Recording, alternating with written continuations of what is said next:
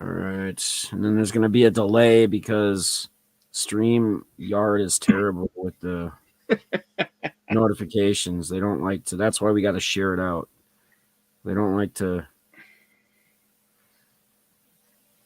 Well, just the notification just showed up on my phone, so hopefully that means it's That's only. But it depends on how people have them set too, because if you don't have it as all and you have your notifications off on your phone for YouTube notifications, but you have it on, it won't go off. So I need to share it off of YouTube? Yeah, I would go to YouTube and then just hit the share button on the stream.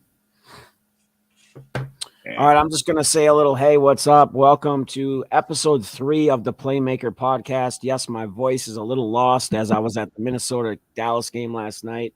Disappointment for us, but we'll get into that later. We're going to start off, as always, with our introductions. We got 2 new faces. They may or may not be new to you guys as far as just in the hobby in general. You may know them or you may know them after they give you their names. Also have all of their information down below in the description. So if you want to hit them up on Twitter, follow them on YouTube, give them a sub, etc., we would all greatly appreciate that, as everyone's here trying to grow and be a voice. And that's really what this is for. So we're going to do the same thing as we did last week. We're going to kind of run through introductions. We're going to give our playmaker for the week.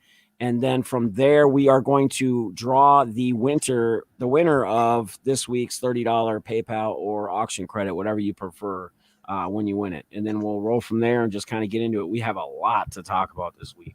So what's up, Joby? Nar, you? How you doing, buddy? Good to see you. All right, so here we go. As always, I'm Deafness45.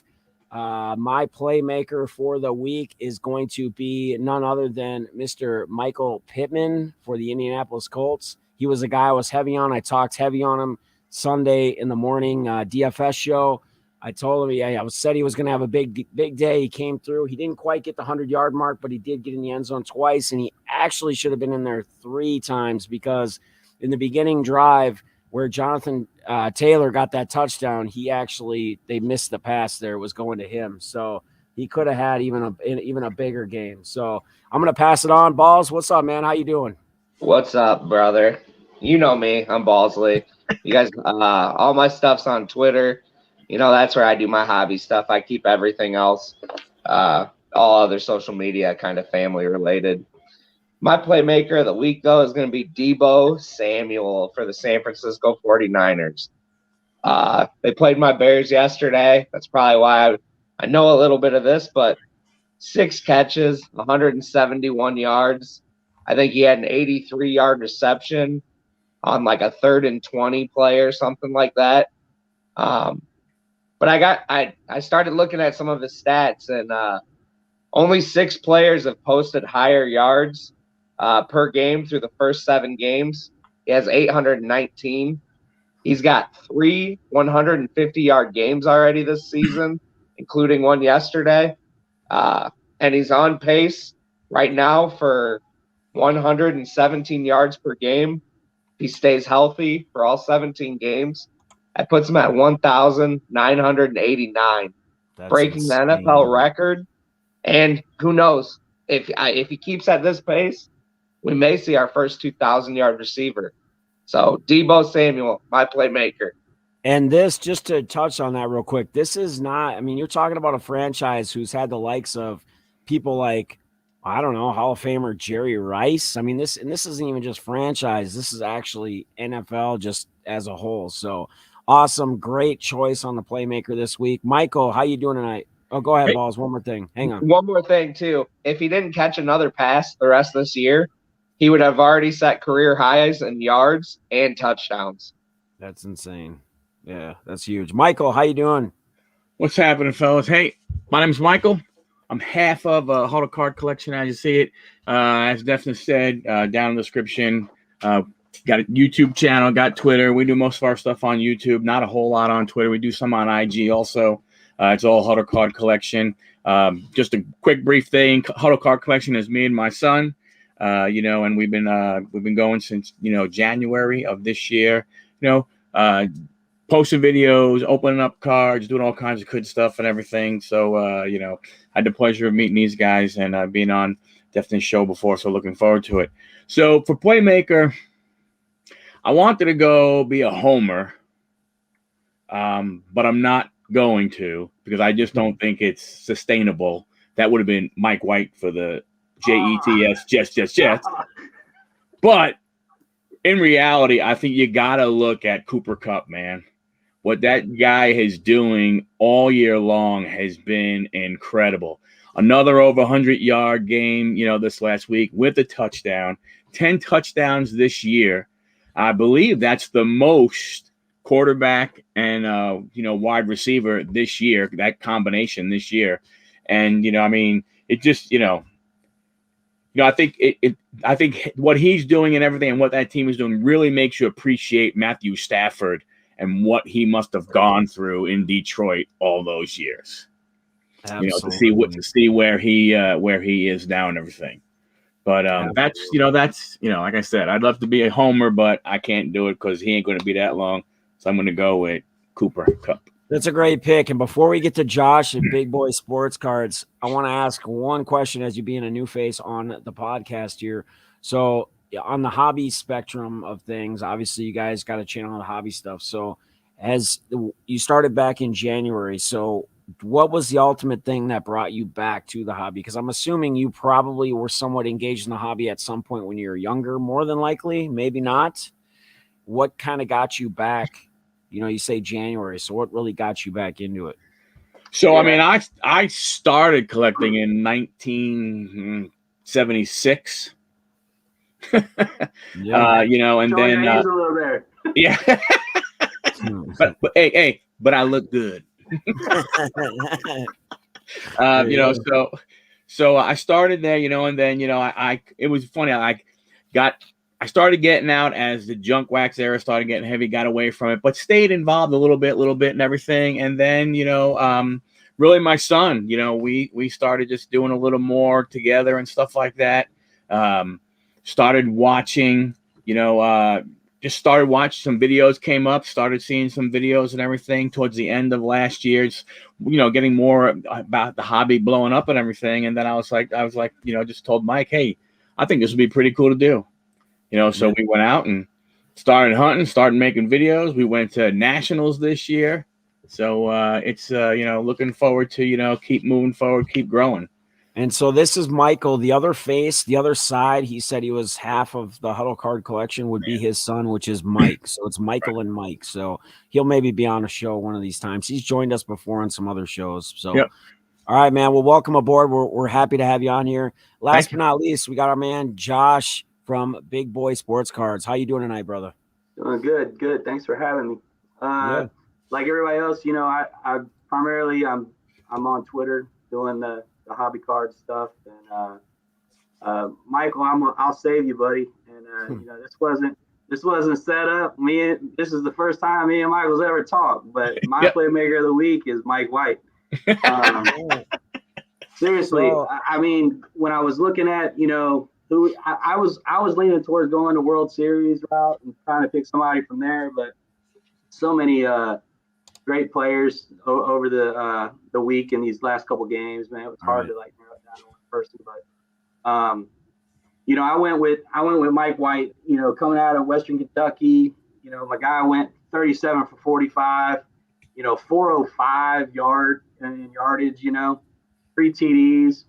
But when I was looking at the stat line, the most impressive stat to me was that he hit 10 different receivers.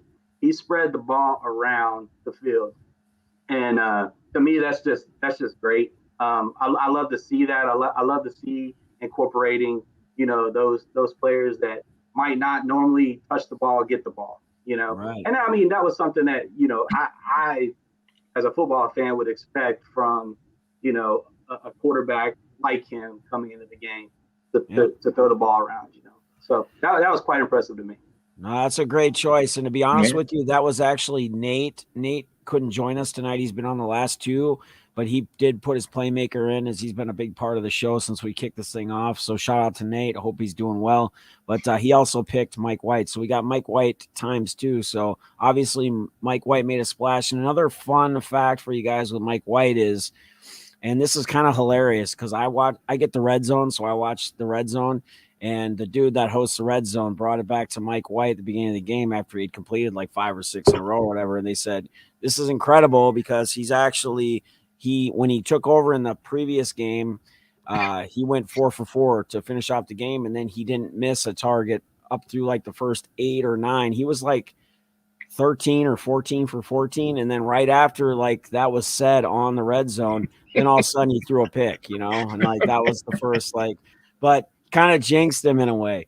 But no, man, Mike White is a excellent choice. I'm seeing some Cooper Rush out there too. He had a brilliant performance. Isn't that kind of the similar storyline, if you will, with like a lot of these quarterbacks that get that opportunity to come in? Not always do they shine or perform. I'm not saying it happens all the time, but I don't know how many times my Vikings have been burned. I mean, I remember, I think it was a Thanksgiving game against the Lions where, what's his name? Daniel something. He was on the Bears for a while too. He was on the Lions, though. He threw for like 300 and some yards and like 3 or 4 touchdowns. Like he had a monster week. They were supposed to get smashed by us, and we got smashed. So the joke was on us.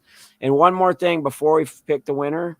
The reason why I'm wearing a Packer hat today, if you guys are on Twitter, you guys need to go and make sure you check out Aaron Rodgers, his tweet. If you have a Cash App, he's giving away Bitcoin. So you put your Cash App thing and you follow him in Cash App, and he'll give you – I got a screenshot to prove I got some Bitcoin from him.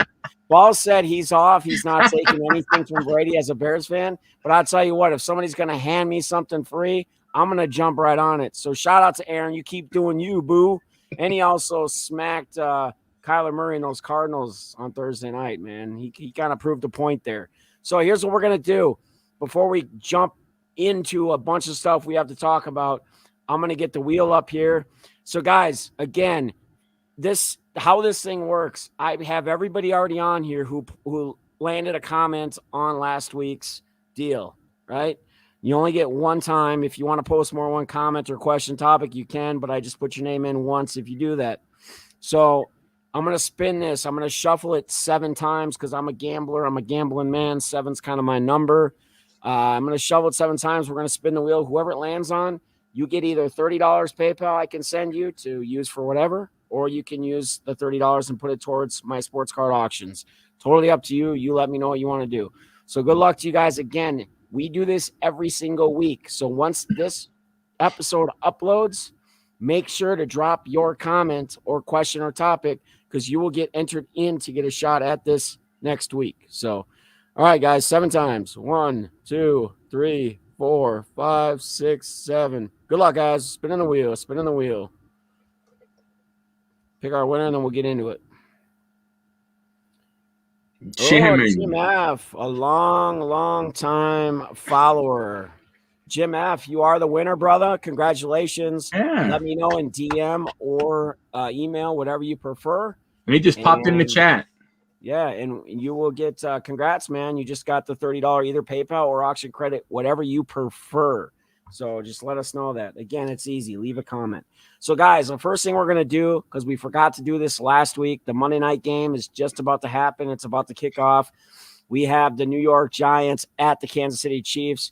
Chiefs have been a disappointment for some. Maybe others are happy for it. You know, they like to see change. They don't like to see a certain team dominate all the time. We got them favored by 10 or 10.5, 53.5 point total. So I'm going to start with Josh this time. We're going to go the opposite direction. Josh, who do you got in this game and why? I do have the Chiefs winning this one. I think with all the turmoil that's been surrounded them with the tweets from the Honey Badger and all, I think that they're going to go out with kind of a chip on the shoulder and something to prove to the fan base, and really put it to the Giants. I'm a Skins fan, so I hope it happens. So,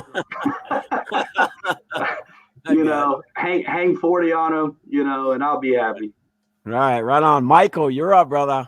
Talk to us.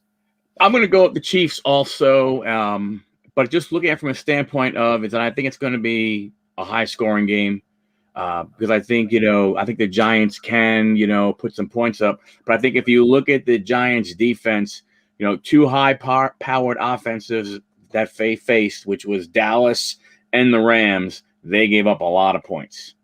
Mm-hmm. And I think now, look, if Patty can, take what is there and not try and do too much, I think he picks them apart. And I just, I think it's a shootout at the end. Either that, but that's just what I think. But, who knows? The defense for Kansas City can decide to show up at any particular point in time. So maybe this is their games. But I don't think so. I think it's high scoring. I think the Chiefs win. All right, good take. Balls, where you at on this? Yeah, I'm with the Chiefs too. I think this is their make right game. I think they get it right. And it's funny when you say Hank 40, I got a feeling they're going to drop about. I feel like it's that Kelsey Mahomes where Kelsey gets a bunch of targets. He picks apart underneath. Teams have been playing that over the top. I think you're going to see an adjustment by Andy Reid to attack the short intermittent routes for now and really win there. Bring Tyreek Hill across the middle on a long drag and get him against a linebacker. I like the Giants, what they're doing. It's hard to go against that quarterback, man.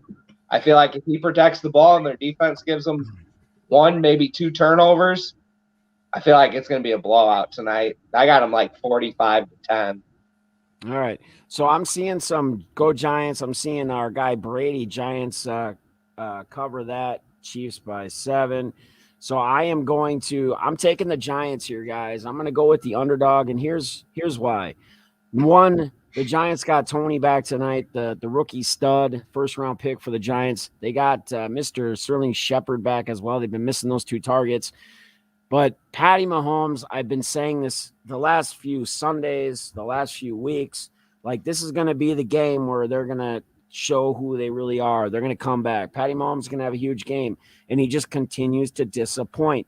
I don't think their defense can maintain. I think their defense continues to get run over, and I think it causes issues for Patrick Mahomes because their run game is completely out of it. Now they're just worrying about more zone. They're worrying about more cover, making sure Hill doesn't get over the top on him, even though he's one of the fastest guys in the league, and trying to maintain Kels. So I feel like the Giants are going to squeak this one. And I'm going to tell you guys, we talked about this pre-live. Vegas has been terrible on a lot of their takes on their lines in the last few weeks. Like, it's been bad. Like, they've been off heavy. So it'll be interesting. We'll see what happens. I'm going to go with the underdog. I mean, I know my chances are a lot slimmer, but sometimes you got to take that risk. And like I always say in life, sometimes you got to double down, baby. So let's go. All right. So wait, so are you taking Giants straight up or Giants with the point? Yeah, just Giants straight up. I ain't trying to take them by no points. They can win by a point. I'll be happy. That's all I need. I just need them to win. From a Chiefs standpoint, it's going to be interesting to see how Josh Gordon does more this week. Yeah, and I don't want to continue to roll into the NFL because I want to save the rest of it for later. But another thing to think about: the Chiefs do have the Packers next week in Kansas City, but we'll get into that later. So what we're going to do is we're going to touch on the World Series. We're going to hit on baseball. We have a couple games to kind of talk about or where the series is at.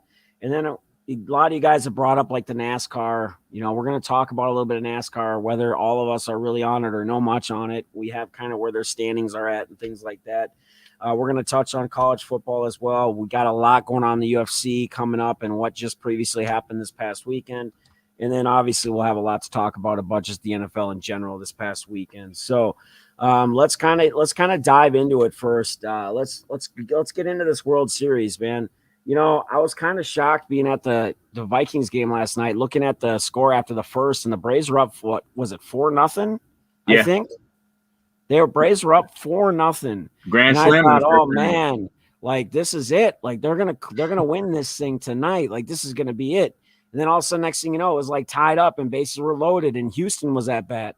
And I was like, oh man. Then my son's showing me screenshots, like it's like 9-5 Houston. I'm like, wow. So I guess my question, there's 2 things I want to hear from you guys. One is, what surprises in the past few games or throughout this World Series have you seen that you didn't quite think were going to go or the route they went?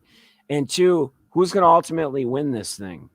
with Braves still up 3-2. Balls, start. You know, my surprise so far would probably be like Martin Maldonado. He's had a lot of big spots in the games.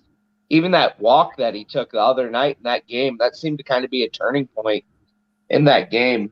I made a note of that Atlanta, how did they bounce back? They blew a 4-0 lead. Yeah, it was early, a lot of ball game left. But then they also took a 5-4 lead later on in that game. Interesting to see how it's handled from here. Atlanta's got Max Fried, coming in. He's rested. And then we've got, Garcia, a rookie on 3 days rest. I think they're going to try and get a couple innings. I would see Jake Odorizzi playing a bigger role as that middle kind of relief guy. I think he's going to play a really big role. Shout out to him. He beat Rock Falls, the city I'm in, for the state title back in the day. So, but, it'll be interesting. That was the Braves. We kind of touched on like home field, but that was the Braves' first home loss in the playoffs. So It'll be interesting to see, the crowd for the Astros being the home team, kind of the villain for everybody, but now they're home. They've got their backing in the most, crucial games. One other thing that I think will be kind of important and kind of looking at the lineups the way I anticipate it, you're going to see Soler DH and Yordan Alvarez DH. The last 2 games have the DH. That's going to play a huge role in the way that the games are pitched. So I've stuck with the Astros. I'm sticking with them. They're coming back 3-1. I think they take the next 2. They're battle tested. All right. Michael, what's your take on the World Series so far? What are your surprises and who you feel is going to take this thing? So, I mean, I am surprised at really, truly how bad overall Altuve, Bregman, and Correa have been offensively. Now, I mean, look, they got a couple, Altuve hit the home run. Correa's had a couple of big hits. But when you really look at it, they have not done a heck of a whole lot.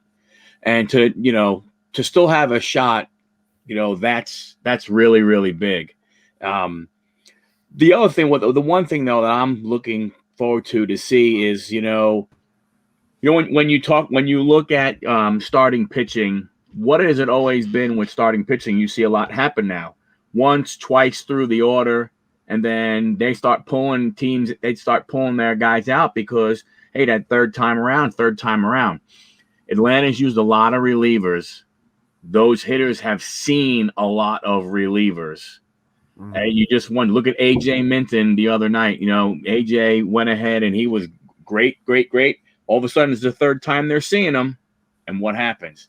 They smack him around. They get some hits. So I think that's what you really, it's going to be the interesting part because, the bullpens are going to play a big piece. And I just wonder if, Atlanta's bullpen is getting to the point where they've been used a lot this postseason. Okay. But I still think I still think the Astros are going to do it, but I mean, you can't be surprised if Atlanta, closes them. I think it's going to go to 7. I don't think Max Fried is going to bounce back. Wow. All right. You heard it here. Well, shoot. All right. Where's my, come on. Where are we at here? Where are all my guys? I lost everybody. Thing didn't work properly. Dang it. I thought I was doing good here. Now we got it all mixed up. So, Brady, I'm going to jump to Josh next because he was actually originally in the queue here. And then we'll go to you, Brady. Welcome. And then, Brady, you can also tell us who your playmaker is after Josh gives us the takes on the World Series. Josh, where you at, buddy, with the World Series? Surprises? Who's going to take it? I think the big surprise for me is how the 2 swing and misses that Atlanta's taken with the last 2 pitchers they put on the mound. They just did not get the job done, and it's really put them kind of behind in that respect. And it just goes to show you how big that injury to Morton is really going to be. A big surprise for me, honestly, is how Austin Riley's been playing. in the beginning of the season and stuff, people were really high on him. And, I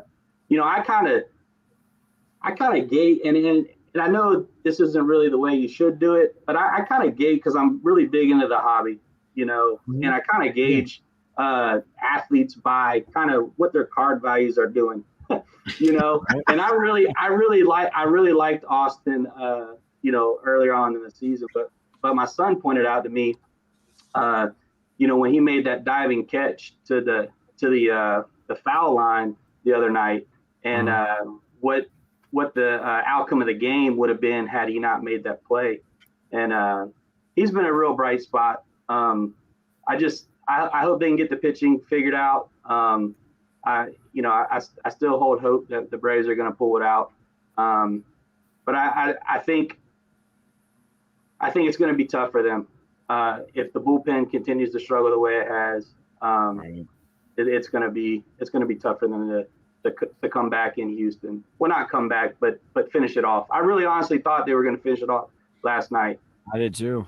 Yeah, for sure.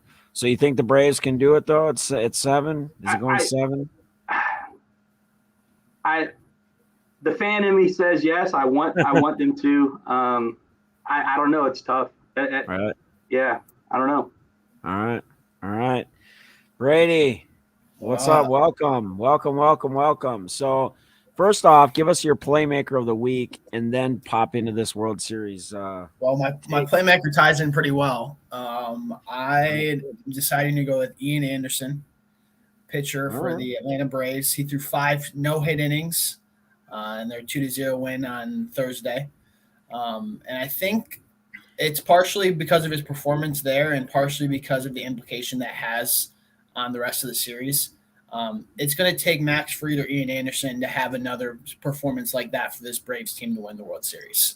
That bullpen has been eating up so many innings, and if Max Fried or Ian Anderson in Game 6 or Game 7 can give them, 5-6 innings of 1-run, 2-run ball, they're going to win the World Series. So I think it's partially up on this previous performance, but also because I think this entire series comes down to those 2 guys. And if one of those 2 guys can step up, you're going to see the Braves being World Series champions. And if they can't, you're going to rely heavily on a overused bullpen that I think is at its wit's end right now. And, that lineup for Houston seems to be getting them figured out a little bit more. So I still am riding with the Braves. I know Defness and I have been on the Braves for 3 weeks now. So whether or not it's 6 or Game 7, I'm not 100% sure on that. Like I said, it'll come down to either Max Fried or Ian Anderson, and one of those. And just so you guys know, Balls is punching the air in the background about the Astros. Let's go, baby, because that was his take for this. Cheers! No, she's kidding. I love it because everybody went from super confident to now it's kind of shaky if they want to take the Braves. Which is awesome. And quick update: Mahomes just threw a pick in the end zone. I'm telling you, baby, he's not. It wasn't his fault. It bounced off the receiver's head. I know, but his receiver's got to catch it, or he's got to not throw it. Yeah. We got to figure it out here, one way or another. All right, guys. I think you guys touched on a lot of it. I don't think there's really a lot I can add. I think you guys are right on hitting on the head with the whole bullpen situation. They got to get it figured out. Otherwise, there's going to be trouble, and it's going to be a Game 7, and it's probably going to come down to that ninth inning in Game 7. Who can make it, and who knows? Maybe they'll go extra. I don't know, man. It's going to be tough, but obviously, I'm going to continue to ride those Braves. I have to. I told you it wasn't let's go Brandon season. It was let's go Eddie season. My man Eddie from former Minnesota Twin. I want him to get that ring. He deserves it. Hey, Jeff, you know what? There's one thing we know for sure. Yeah. We're not going to see a Jack Morris performance. Right. Because none of these guys got it in them to go that long anymore. Well, no, yeah. And they don't. A lot of it's that's how the game's built now. Yeah. Like they're just not built to do that anymore. But yeah, I agree. All right, guys. So the next thing I want to touch on, because we really didn't touch on it at all before we dive into like the NFL, which is going to be a big section of this, the comments, we got other things to talk about too, but NASCAR, I know maybe not all of you watch it, maybe not into it. If you don't really have anything to touch on, no big deal. We're not going to spend a ton of time on this. But we have had people that watch that are viewers that said, hey, how come you guys don't talk about any NASCAR? And it is something out there that we should at least touch on. So I did pull up the let me get this pulled up here. The standings as of right now for NASCAR. So for the Cup Championship as of right now, round of 4 of the championships, it's Kyle Larson in first place, Chase Elliott in second, Martin Truex in third, and Denny Hamlin in fourth. I also just saw something that apparently the NASCAR is requiring Kyle, what's his name? Or who is it? Kyle Busch, to take sensitivity courses. I just saw this posted. Apparently they're requiring him to take sensitivity courses. So he's obviously got some anger issues. He might need some help there too. He seems to always be the guy wanting to go fist up with somebody because of something that happened on the track. But I guess my take for you guys is we got Kyle Larson plus 250 for odds to win it. We got Chase Elliott plus 700. We got Truex plus 850 right now. And we got Hamlin plus 800. Who do you guys see as the one being this year's NASCAR champion? Balls? I mean, if you look at it, I'd probably go based off top 5 finishes this year. So then it's probably Larson and Hamlin breaking it down. I mean, it's Hendricks versus Gibbs racing. Right.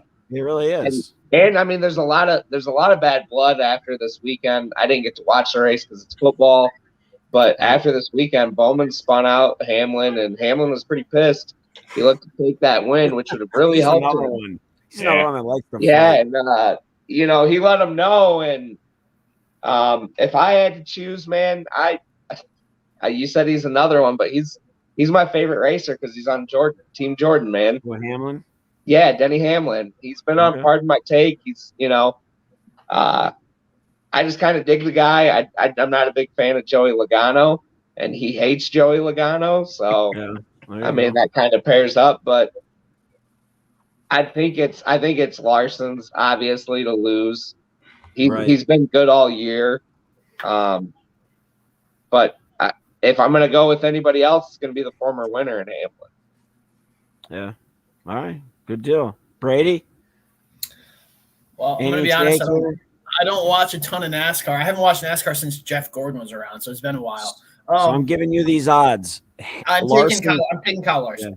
Yeah. Okay. All right. I mean, I'm just looking. I just looked up some points and some stats. Yeah. 9 wins, 19 top 5 finishes.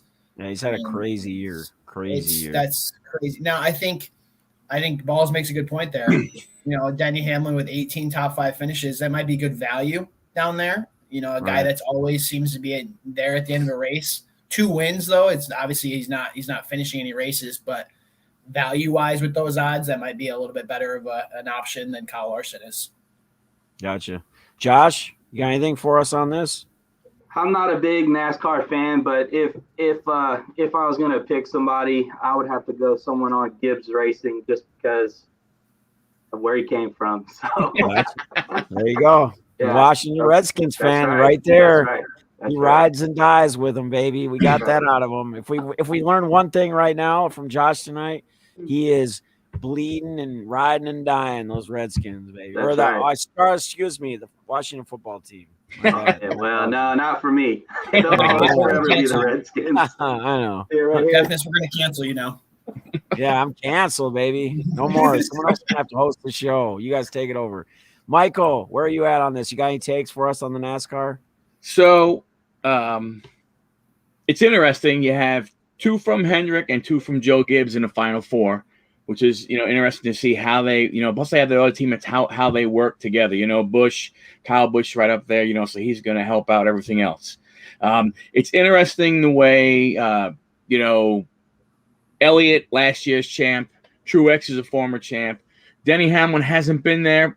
He hasn't won the chip yet, but he's been there consistent, than these other guys.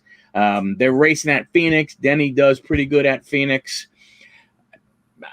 I think his motivation from what happened at Martinsville, which is a track that he always does very well at, is going to help him. I like him. I mean, remember where Kyle Larson was.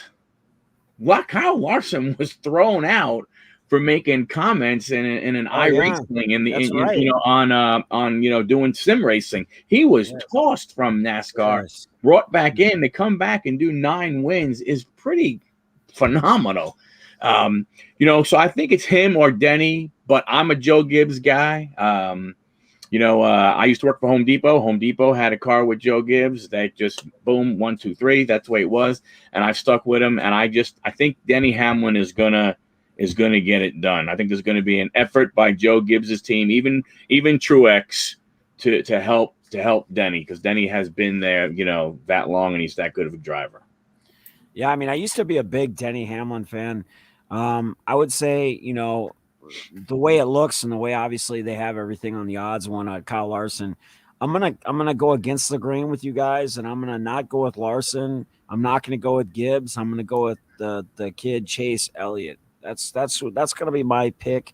I don't really have a lot of justifications to why I'm gonna take him. Besides, I just want to be different than you guys. All your guys' loves for Gibbs and whoever else, but I don't know. I think these guys maybe need to take a page out of Kyle Larson's book, not with like saying something to get you kicked out of NASCAR, but maybe they need to figure out what kind of sim racing setups he's got, because it's obviously done this kid some wonders. I mean, it does. It's, with you not being able to be on a track, it's simulated just like you're basically doing it. So, it's kind of like flight simulation for pilots and things like that. I mean, it's anything that can help your eye coordination and what you're doing and your movements and everything. You'd be surprised at how much it'll play a part in. So the overall performance. All right. So I think we're good there on the NASCAR. Let's touch on college football quick. Then we'll go to UFC, and then we'll get into the NFL for the week, and then after that, we'll go through everybody's comments and topics and touch on that before we got a long way to go. But so I don't know how many of you guys follow college football. I know Brady is pretty big on the college football scene. Balls, not so much. Michael and Josh, I'm not sure about where you guys are on the. I'm just going to throw out a couple things here quick, and you guys can touch on whatever. One of the big things, and this was a big game for Brady this past weekend, Michigan State at Michigan. Michigan was ranked 6, were they? And Michigan State was 8 or 9, if I'm not mistaken, going into the week. Yeah, Michigan State upset Michigan. And Kenneth Walker. In fact, Kenneth Walker was going to be, I think, one of Ball's playmakers of the week, but he had to go with the Debo call just because of the crazy numbers that guy's doing right now, which I agree on. So they beat Michigan. So Michigan State beats Michigan. Ranked Iowa State loses to West Virginia, unranked. Auburn upsets Ole Miss. That was an upset. And Fresno State beats 21 San Diego State University. So some interesting takes here. I mean, do you guys feel Georgia hanging on to that number 1 spot? Is there anybody in the country that's really going to truly beat them? Are they going to be the national champions this year? Anything you guys want to add as we go around the horn? And also, what is your take? Is Georgia the champion this year in college football? Michael, we're going to go the opposite way this time. Michael, we'll start with you, buddy. So I'm not a huge college football fan really until towards the end of the season. I'll watch a lot more, when they get into the conference, games and the bowl games, all that kind of stuff. I think it's disturbing of, Michigan going and getting waxed when it looked like they were, somehow, starting to turn the page or come around and everything. And they just, they throw up all themselves. I'm in Marietta, Georgia. So there's plenty of Georgia fans here who think it is, who think they're going to, walk through everybody. Right. It's going to be interesting to see. I guess it depends how the playoffs go. Because I can't see a 2-loss Alabama team getting in, and Alabama is probably the only team that can potentially beat Georgia. And the only way they do that is they would have to beat them in the SEC title game and then beat them again, a few weeks later. So I think that's going to be tough. I think it's going to be tough and everything, from that standpoint. That's really my big thing. Like I said, I don't really, I pay attention when it gets to December is when I pay attention. No, I mean, honestly, that was a great takes. I mean, you letting them know, hey, they got to go through the, SEC, and then they got to beat them again. So, Josh, where you at, brother, on the college football? I wholeheartedly agree with what Michael said. With Alabama potentially being the only team out there that probably give Georgia a run for the money, and it's going to be tough, like you said, beating them in the SEC championship, and then turn around and have to beat them again. Looking at a team like Cincinnati, they really haven't beat anybody. So, it's going to be tough for me to at least say that they're going to go in and they're going to beat Georgia. I don't think it's going to happen. So, yeah, now I'm in Huntsville, Alabama. So it's Right. either War Eagle or Roll Tide around here. So, and I'm a Maryland fan. My football team is insignificant. So. All right. Come talk to me at basketball season, and right. Yep. But yeah. So I think Georgia's going to be the national champions this year. All right, sounds good, Brady.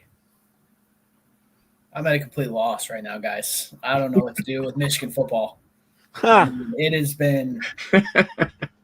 I mean, can Jim Harbaugh just win one game? Just one. Dude, he's got to stop wearing khakis, man. It's the khakis, bro. They got to go, man. It's so frustrating, especially they're up 30 to 14 in that game, and Michigan State 16 straight. And we can get into some calls that didn't go their way and stuff like that. But you're up 16 points in a Big Ten football game in the second half. You got to win that football game. In regards to the Georgia, I think Georgia's going to obviously go to the SEC title game. I think Alabama will meet them there, and then we'll see how good of a football team that Georgia team is. Like Michael brought up, if Alabama's going to make the playoff, they need to beat Georgia in the SEC championship game in order to get there. Which I think kind of brings up a more interesting conversation is why are we still at four teams in the playoff? Right. I think that this is something that's going to be coming down the pipes here soon. But you look at Georgia probably going to get in even with a loss in the SEC championship game. If Bama does beat them, Bama, a one-loss SEC champion, they're going to get in. Yep. And you have potentially Ohio State as a one-loss champion or Michigan State as a one-loss champion. And Michigan technically still has a shot to get in with one loss. They probably wouldn't be a champion, but they still be a one-loss Big Ten team. And then you have an undefeated Oklahoma right now. And then you also have Cincinnati. So you have a lot of football teams there, and someone's going to get left out, right? And so if the Bama-Georgia thing happens, you could have two SEC schools. So you're either going to have, a Big Ten champion being left out, you're going to have Oklahoma being left out, or you're going to have Cincinnati being left out. And it's a big conversation for college football, and it's an argument that people are making that if you're not a Power 5 team and you don't win your conference championship right now, you have no chance to get in the college football playoff. Even a team like Cincinnati right now, we're looking at all these rankings. These are all AP poll rankings, right? Right. The college football playoff rankings have not come out yet, which when they come out, Cincinnati might not be 2. They might be down 5 or 6 because the college football playoff could look at that schedule and be like, you've played one team and you beat them. You have a win. But you didn't run the Big Ten gauntlet. You didn't go through the SEC every week. So, it's kind of a bigger conversation I think needs to be had about college football. But, boy, these next 5 or 6 weeks are going to be crazy. And, every year that deciding who gets in the 4 teams that get into that playoff it's harder and harder every year. So Brady, question real quick for you. Since you bring up the 4 teams, which I agree on. So what do you feel is the right solution? Like, how many teams do you feel in the playoff picture?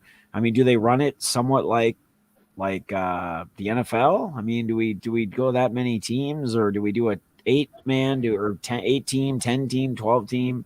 Do we do a couple teams play like to get in to final spots on like a 12 team or something, like where there's that added game? But then you got people griping and complaining about, well, this team had to play an extra game, blah blah blah. I mean, how do you approach it? How do we change it? So my first instinct is 8.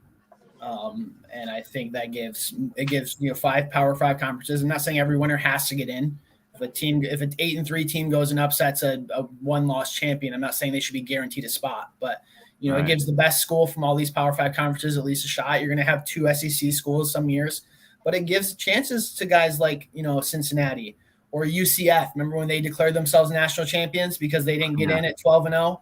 So, and then it's, you know what? It's put up or shut up. It's okay. You got your spot now in the college football playoff. Go win. I'm sick of you complaining about how you didn't get your spot. You didn't get your shot at these teams.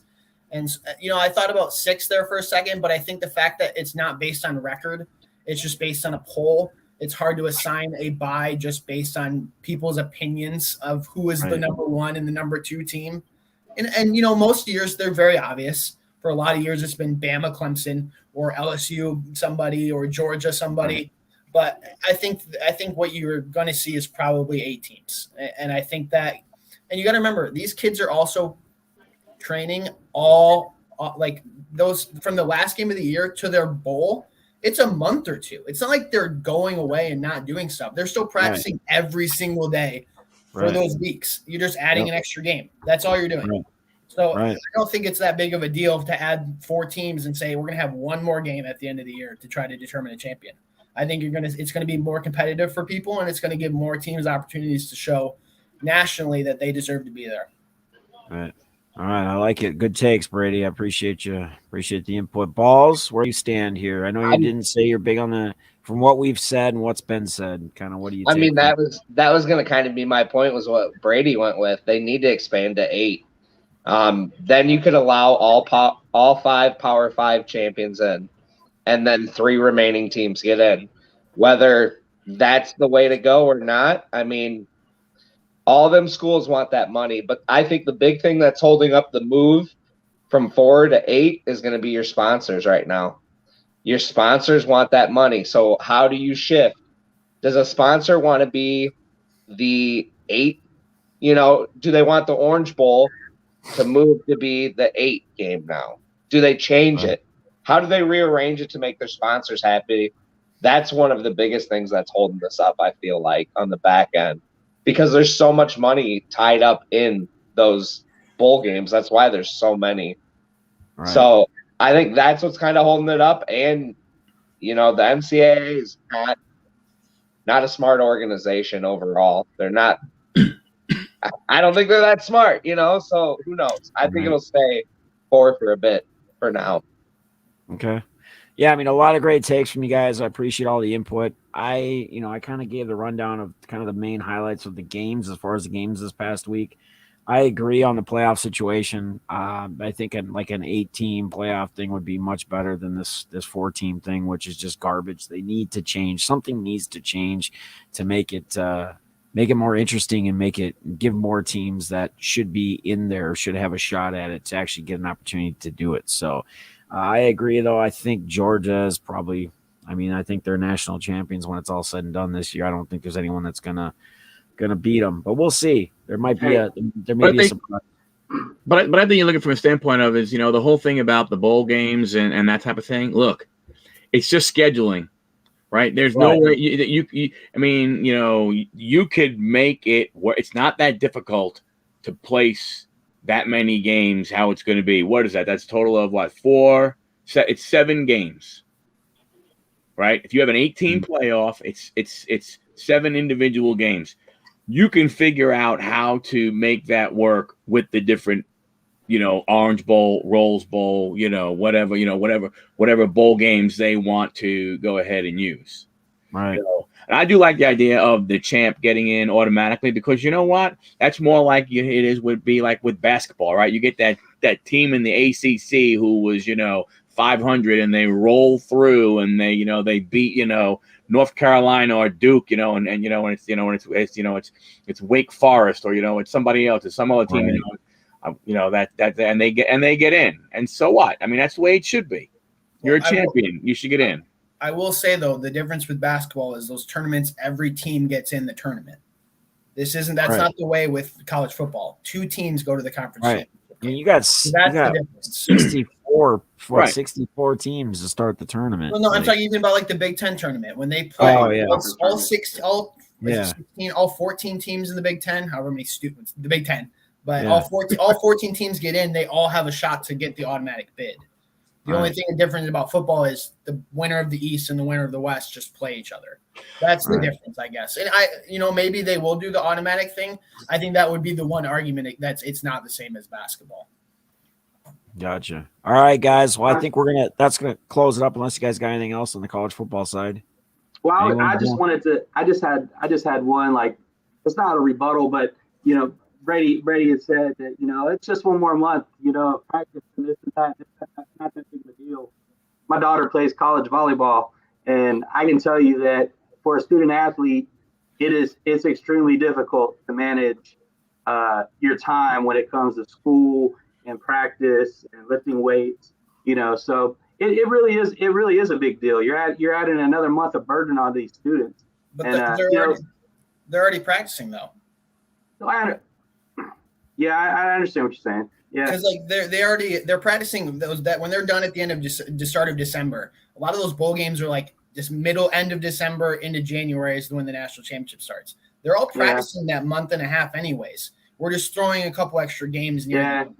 Yeah. That was my point more than anything. Yeah, trust me, I played college baseball. Seasons are long as they are. My whole point was it's not like these kids are done at their last week of the season. Right. Yeah. They're already practicing every week. It's just throwing an extra game in for those 8 teams in the entire country that got invited. All right. Good deal, man. Well, all right. I think we probably spent more time on that than we thought we were going to. So that was good, man. It's always good to get a little more in depth on some of the stuff that we think is going to go a little quicker. Next, I want to kind of touch on the UFC. So we had some interesting stuff happen this past weekend. Again, if you don't have much on it, it's not a big deal. We're going to get through every sport. You'll have more takes on other things. And then we got an awesome card coming up. So first, I guess, I want to turn it over to Balls because I think Balls he really wanted to touch on this. So I'm going to just kind of turn it over to him. And then if Brady has anything, Josh, Michael, any of you guys have anything to add on this past weekend, we'll go there and then we'll bring it back and then we'll talk about this upcoming card after that. So Balls, go ahead, bud. I found it a shock. Glover Teixeira winning the title, 42 years old. That's insane. Pretty incredible. And honestly, he dominated that fight. It really shocked me. And this weekend's card is huge. The next 2 cards, I mean, if you don't watch UFC, if you're not too much into it, jump into it. These next 2 pay-per-views if you can. It might cost you a little coin to get together with a buddy. These next 2 are going to be where it's at, though. And we are not affiliated whatsoever with the UFC. No, not at all. Not at all. I mean, this weekend you've got Usman and Covington. Watch their promos leading up to this fight. A lot of guys, when they fight in the UFC, they have respect for one another. This is bad blood. These are 2 guys that, Usman has a little bit more respect than Covington does, I feel like. But I think that's out the door now. I think there's been too much said. I wouldn't put it on the level of Khabib and McGregor. But, I mean, this one's personal, and you're going to see it. And their first fight was knockout, drag out. What were you going to say, Jeff? I know you had something. Well, I'm just kind of itching, I think, because what I wanted to add in there is if that doesn't give you enough incentive just on that fight, my man Justin Gaethje is fighting, and he's fighting Michael Chandler, who is one of the biggest names to come into the UFC since he's been here. They said he should have been here years ago. He's been a world champion in Bellator and everything else across the globe. He's been undefeated. Like, the kid's never lost. And like, he's got a war. They're both like national wrestling champions, and they're both guys that like to throw a punch. So, I mean, and they're straight out saying it. Both of them are saying it right now.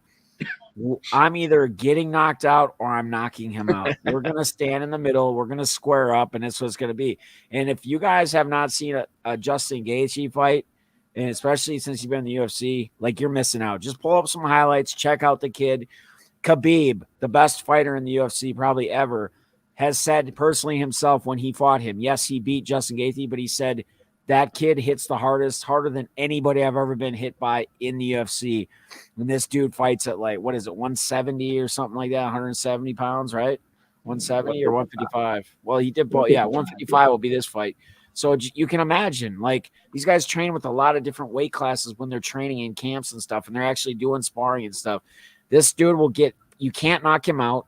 You can't knock him out. He has never been knocked out in a fight in his career. You'll not knock him out. He'll just keep coming at you. He's like a truck. He just keeps coming forward, and he just frustrates you because you'll give everything you have. All fighters that have fought him, top fighters have said this. I gave everything I have, and I couldn't do it anymore. I was exhausted. I was in my corner in between rounds saying, I've given this dude everything that I have. I've thrown the hardest punches I can punch, and he just keeps walking forward towards me.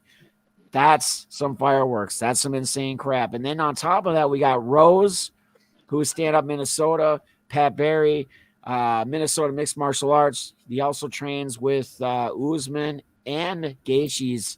They're all teammates, too, with Trevor Whitman. Trevor Whitman only trains 3 UFC fighters. Used to only be 2. Used to only be Gaethje and Rose. Now he added Usman a couple years ago. A lot of these coaches train like 10, 20, 50. He only trains 3 people. They're all top-tier world champion type caliber fighters, and they're all on the same card. And it's just absolutely insane. Rose, the last time she fought this chick, her name is Yang or Zhang. I don't know if I'm pronouncing it right. She fought her last time for the belt. And she, just like anybody in any fighter, they say, like when they talk about going into these any fight, but a world championship fight, she was so full of emotion and scared. And she said in the corner before she fought her the first time, she kept saying to her and her coach, I'm the best in the world. I'm the best in the world. And she came out and put on one hell of a performance. So it's going to be crazy. It's going to be insane.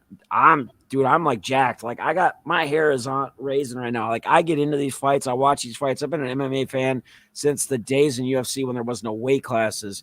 Like this is going to be some fireworks. And then on top of that, on the main card, you got the return of Frankie Edgar on a main card. Frankie Edgar, who used to be a New York champion, like the little baller, man. He's fighting Vera, so there's a lot going on. I don't know what else you guys got to add with it. Sorry, trying to get the fireworks going, but I wrote 4 fights down, and you named all 4 fights that I have written down. Got it, baby. Got it. Nailed it. I wrote next to mine, Bombs Away, next to Gaethje and Chandler. That one, they're going to stand in the middle and throw hands. Somebody's getting knocked out in that fight. That one's going to be a highlight reel. You're going to see it on Twitter trending. Namajunas versus Zhang Weili. I like Zhang Weili in the rematch. I feel like Namajunas caught her with the head kick, which was perfectly planned. I mean, to be a champion, you have to be good. Oh, yeah. I think Weili kind of rushes her this time and gets her. And then Marlon Vera, Frankie Edgar, man. Frankie Edgar's going to be interesting to see that boy come back again. And I got Marlon Vera in it. I got Gaethje. I got Weili. And then I'm taking Covington. I like his odds in that fight. I think he finishes it early this time, and I think it sets it up for a third. I want to throw another fun fact at you guys. UFC fact, and we'll let you guys touch on anything else you want to add to this, whether if you have something or you don't. But what's his name? Hamzat or whatever, the dude that's undefeated, the dude that just won as well. He's going to be in the top 10. He'll enter the top 10 tomorrow when the new rankings come out. He fought this last week, and he hasn't lost. But this dude has more wins in the UFC than he's been hit by a punch. That's how good this kid is. This kid is going to be a world champion. He hasn't been hit in his last 4 fights. Right. He's How does that happen? How does that guy go somebody out right away without hit? How could that be? He just goes and knocks somebody out right away without getting hit, or controls it for a while without taking any strike and dominating it. I want to see him versus Neil Magny. That's the next fight up. That'd be dope. Neil Magny's ranked a little bit higher. That could be a good fight, I think. I think Magny's smart enough not to get taken down because he's like Khabib out of Dagestan wrestling, man. He'll take you down and they smother you. They don't let you back up. He actually picked up the guy he was fighting, looked over at Dana White and said, Dana, get off your phone. You need to watch this. And then took him down. They have video of it. So That's crazy. The guy's And one more thing incredible. too, to shout out to my man Gagey. He was inducted into the Wrestling Hall of Fame as well this past week. So I know, again, just a world-class wrestler, just insane. Anybody got anything to add on the excuse me, on the UFC? Anyone? I'll just say that you and Balls got me excited to watch some UFC because I haven't watched a lot of it, to be honest with you. I was a This will huge be the fan. card. This will be the Yeah, card to watch. This will be the you card guys to watch. got me excited for it. All right. Well, hey, The worst awesome. part is I'm in a concert in Chicago on Saturday night, so I don't know if I'm even gonna get to watch it. That's the worst.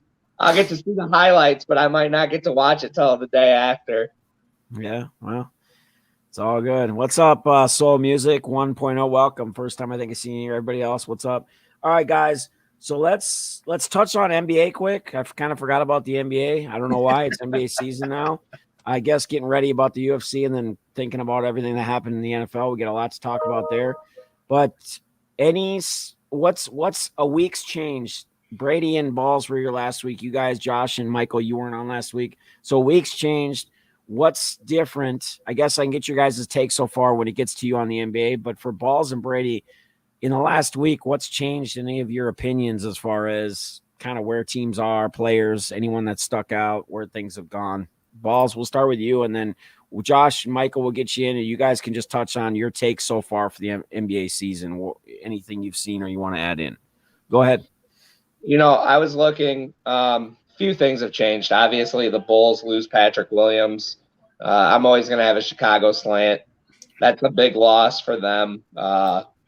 It opens up that they get like a injury exception or something. I'm not 100% sure, but I hope they add a big there to kind of help that rotation out a little bit, more of a big opposite of Vuk. But I wrote in my question. I think there's 3 teams early that are standing out: the Bulls, Knicks, and Miami, and then Utah, Denver, Golden State.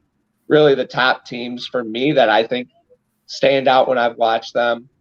But I wrote in, I was like, what are some of the best bets, teams to take? Brady hinted that he would take the over for the Bulls. One of the things that I was just looking at were MVP. And John Morant right now, you can get him at 30-1 for MVP, which is crazy. He's tied number one in the league for points per game at 28. He averages about 7-8 assists per game. But the thing that I've noticed, it's an early sample size, but right now his 3-point percentage is up roughly about 7%, and he's shooting above his career high at field goal percentage too, shooting about 52% right now. I mean, that's going to regress, obviously, back to the mean a little bit for him. But I mean, if he makes progression each year like that, we're talking I might be a little bit early on the MVP, but I think he's in that consideration right now. That's my big thing is I think we watch John Morant over the next couple of weeks and see how he turns out. We just got I guess the big thing, the one concern I have with him is I think he was already a Q tag for tonight. I don't know if he was in or not, is again, and this is going to be an issue for anybody, right? We saw the same thing with the Joker, man. Like the other night last week, I was about to take down a ship tournament on FanDuel. I had the Joker at like 6% owned. I was in like fifth place or something. It was halftime. And I had him at 5%, and like no one else was really playing anybody in that game. And there was I think there was one other player, and then he got hurt. He got that knee injury, which he didn't, and he even warmed up. I was seeing all these things, because I'm thinking, man, if he plays like the rate he's going, I'm taking this thing down tonight. Like I'm shipping tonight. I'm shipping tonight. And then I'm trying to get the updates. Yeah, he's out warming up. He's shooting. He's warming up. He's going through. He looks good. Looks fine. And then they just don't play him. They take the precaution because it's early in the season and not play him. So staying healthy is going to be the big thing and the big key. But I'm right with you on the Bulls. Brady, where are you at, buddy, on the NBA? I think the big thing this week was Chicago beating Utah. I think a lot of Bulls fans were excited but skeptical at the same time. They beat a couple bad teams. They beat Detroit twice. They beat Toronto without Pascal Siakam. It was the New York game was close. It's a game I think they didn't play well, and you came out. They had a shot to win it at the buzzer, but that Utah team is, they had everybody pretty much. I think they didn't have Mike Conley, but it's not a ginormous piece. But to go out there and beat that team and lead pretty much the entire second half, I thought it was big for them. Golden State is playing great. Let's not forget that Klay Thompson still isn't back. I know, that's scary. And obviously you have an ACL and now an Achilles. So what type of player is he going to be after he gets back? Luckily, they think over the next month he's going to be cleared for practice. So he's going to get some games in before the playoff. And in the NBA, you just got to get there, right? Right. It's a whole different game when you get to the playoffs. So that's a lot of excitement for a Golden State Warrior fan base, and I'm sure has been down the past year or two after their couple title runs. So, I mean, it's shaping up to. There's a couple surprises, like Ball said. New York, the Washington Wizards are 5-1 randomly. I don't think they're going to be. Hey, surprise! After they get rid of Russell Westbrook. True. And did you see that thing? We'll touch on that quick since Washington before we get to Josh. Did you see that thing about LeBron and what's wrong with Westbrook? Why is he crip walking on the court? Like just weird, man. Like he causes issues everywhere he goes. Like triple double. I don't take your triple doubles elsewhere, buddy. You're not, like I said, I think last week, whatever teams he goes to, I don't see them winning championships. He's just not that championship type player, team player. He's not really a team player. Some people say he's super unselfish. I disagree with that. He's always trying to gobble up the rebounds, putting himself in the wrong position on the court for getting him up court to throw him some balls and get ahead and do this and easy points. Instead, he wants to be involved and play center as well, like so he can secure that triple double. That's like what's so important to him. So I don't know, Josh. Let me one more second. I think it's an interesting conversation to have when you talk about some of these guys and the benefit that they have on the court versus off the court. And I think a lot of this is you have players, and this comes from all different sports, from the NFL to the NBA to Major League Baseball. They can help you on the court in regards to their play, but is their net overall effect on your team positive? Because Russell Westbrook now has a mantra that has followed him in the NBA where he is a distraction off the floor. No matter how much he provides to you and you think he provides to you on the court, that is a level of distraction that is now just attached to him. And I think you see the same thing now with Cam Newton. And, some of it's deserved, some of it might not be deserved. We can have that argument. But now there's almost this thing that follows Cam Newton around. And, is he a net positive? Okay, maybe. But now there's this level of distraction. And you see multiple players in all sorts of different leagues that have this kind of following them around now. And I think Russell Westbrook's a great example of that. Right. All right, Josh, we're finally to you, buddy. Yeah, that's all good. I mean, honestly, it's too early for me with the NBA. But to kind of piggyback on what Brady was saying, that is a great point. Does the return on investment outweigh the risks of what's going to happen in the locker room? I just recently saw that Carmelo Anthony came out, tried to defend himself, saying that people are saying that I'm unable to adapt. And that's been a stigma around him, for a very long time. Selfish player, wants the ball. It's all about him. Me looking at it from a coach's perspective, I wouldn't want to bring that cancer into my locker room. I don't know if Westbrook makes it the whole season with the Lakers. I don't know. Right. So that's pretty much my take. Before we get to Michael, who's your NBA? Like, I mean, I know you don't follow NBA, but who would be your team or who is your team, even if you're not a big NBA guy? Golden State. Golden State? Yeah, just because of Curry. Gotcha. All right, Michael. Last but not least on the NBA. So, as a New York Knicks fan, I'm not comfortable with them at all.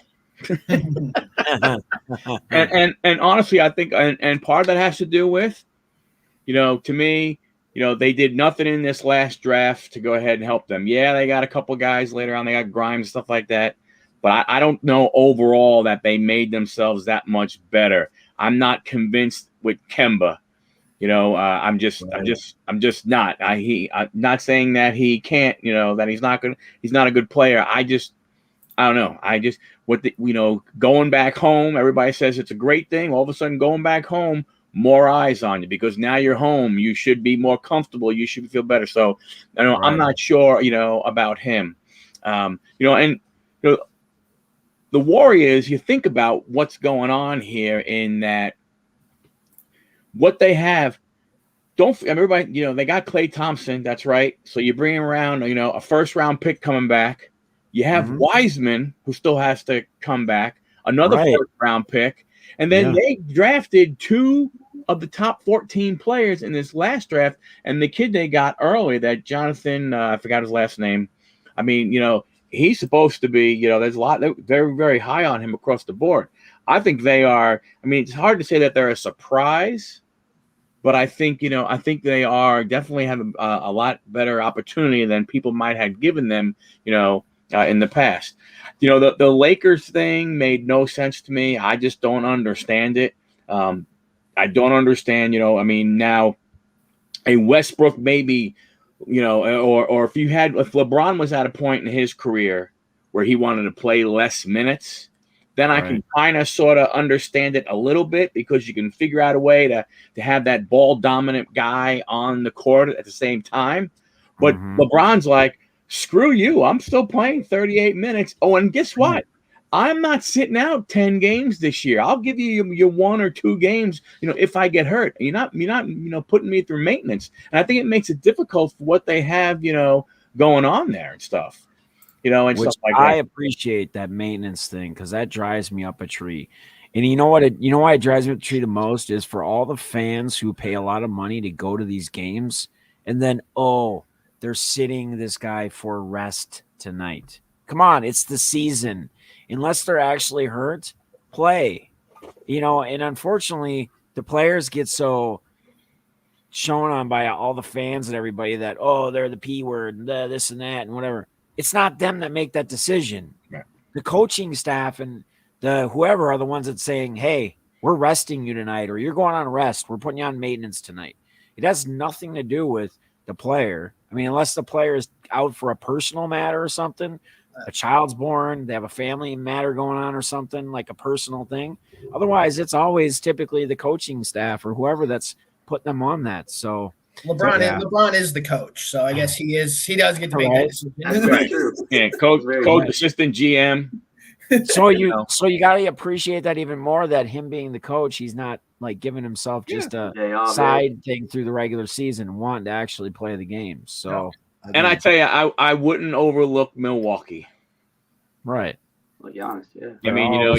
Not only that, but some of their young guys that they're giving playing time. Wara, they're giving playing time to. Yeah. Grayson Allen looks like a completely different player.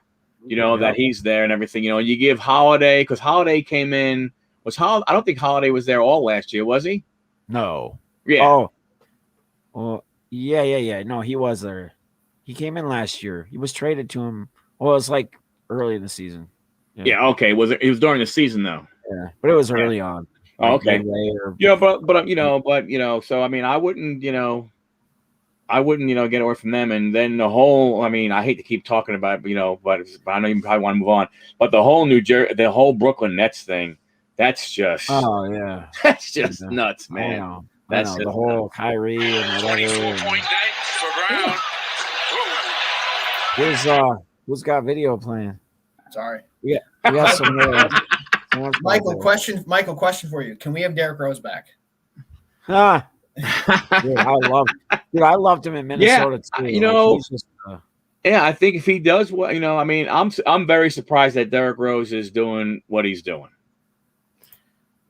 I am. I think it's been done right. I think it's been done right with him. I think he. You look at him as the way you look at an older player coming in and understanding and him doing what he needs to do to be a part of a team. I think very different than when you look at like a Carmelo Anthony and some of these other guys that are up there in their careers. I think we sometimes forget that he was an MVP of the league. And how old was he? The youngest MVP in NBA history. Yeah. And I think that all got sidetracked because then that bad injury and I think that maybe a little bit of that might be what helped.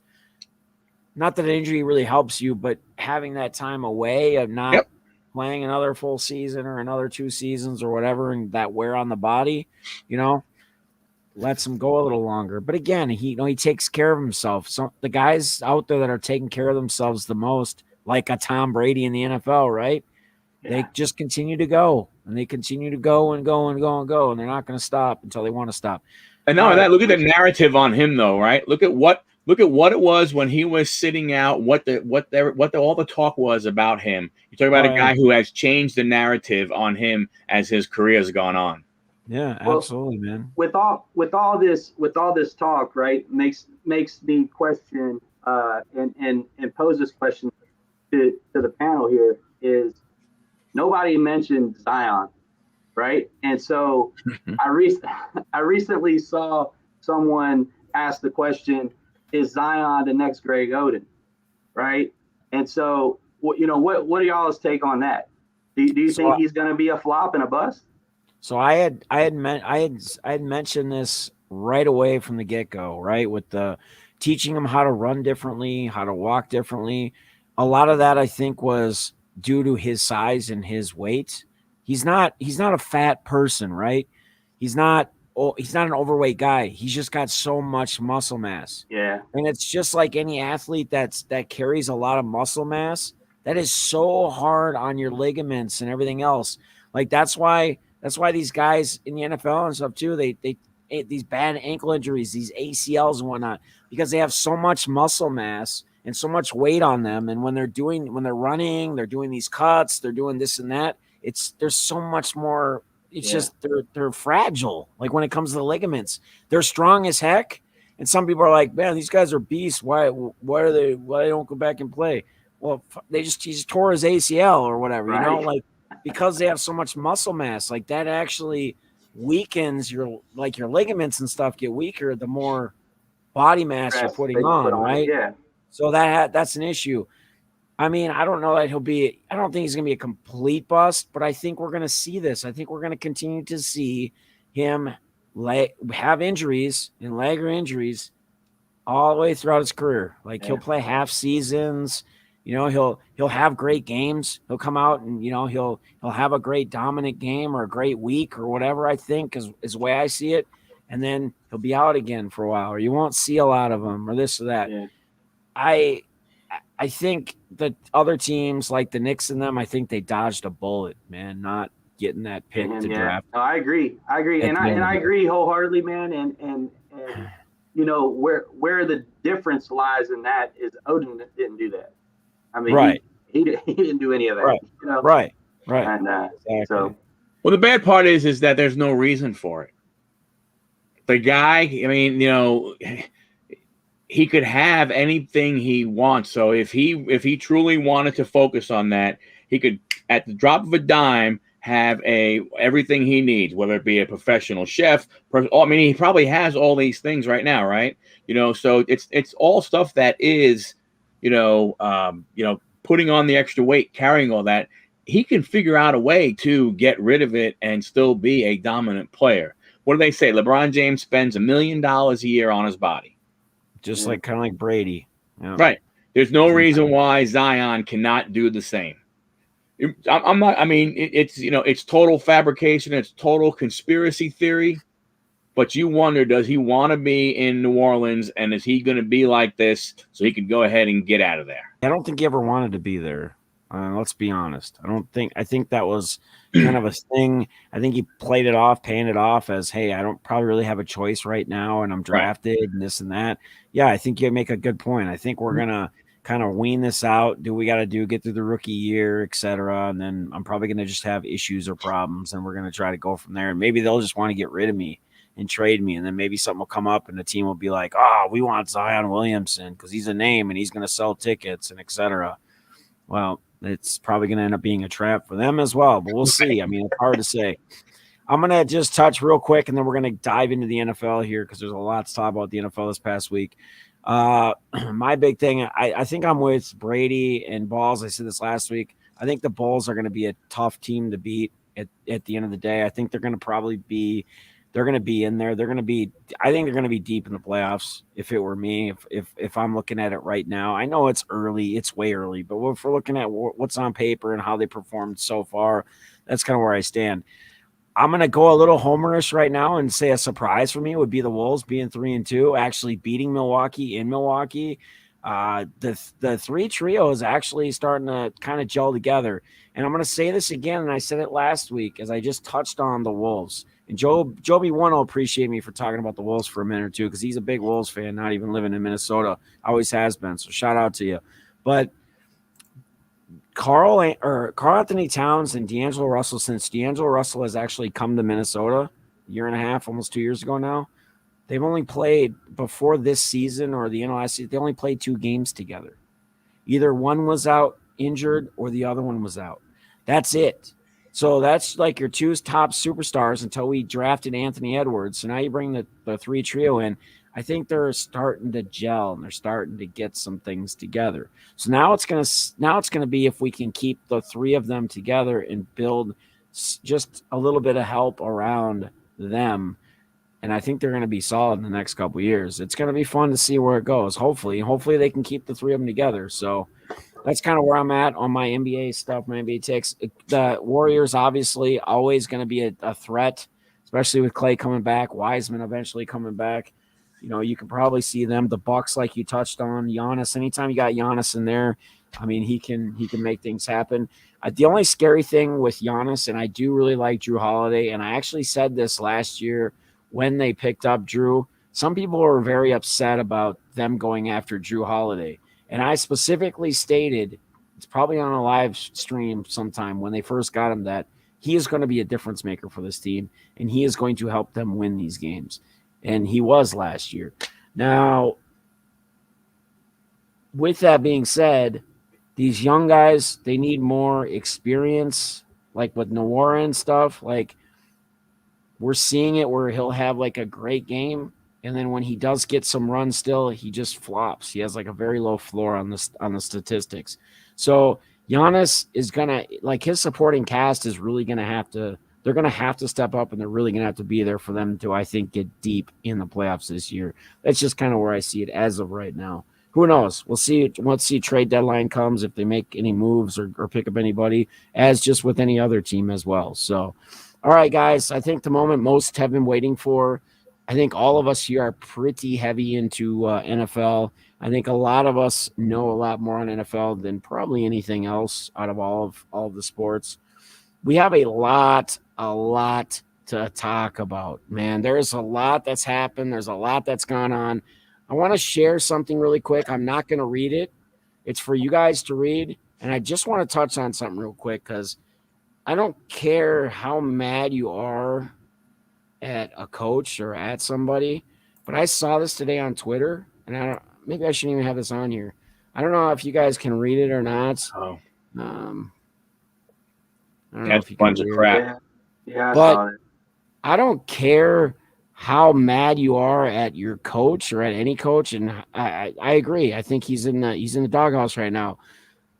Posing as an actual NFL coach, writing something as nasty as this is actually illegal. This person could actually, if somebody wanted to, they could actually file charges against this individual who did this.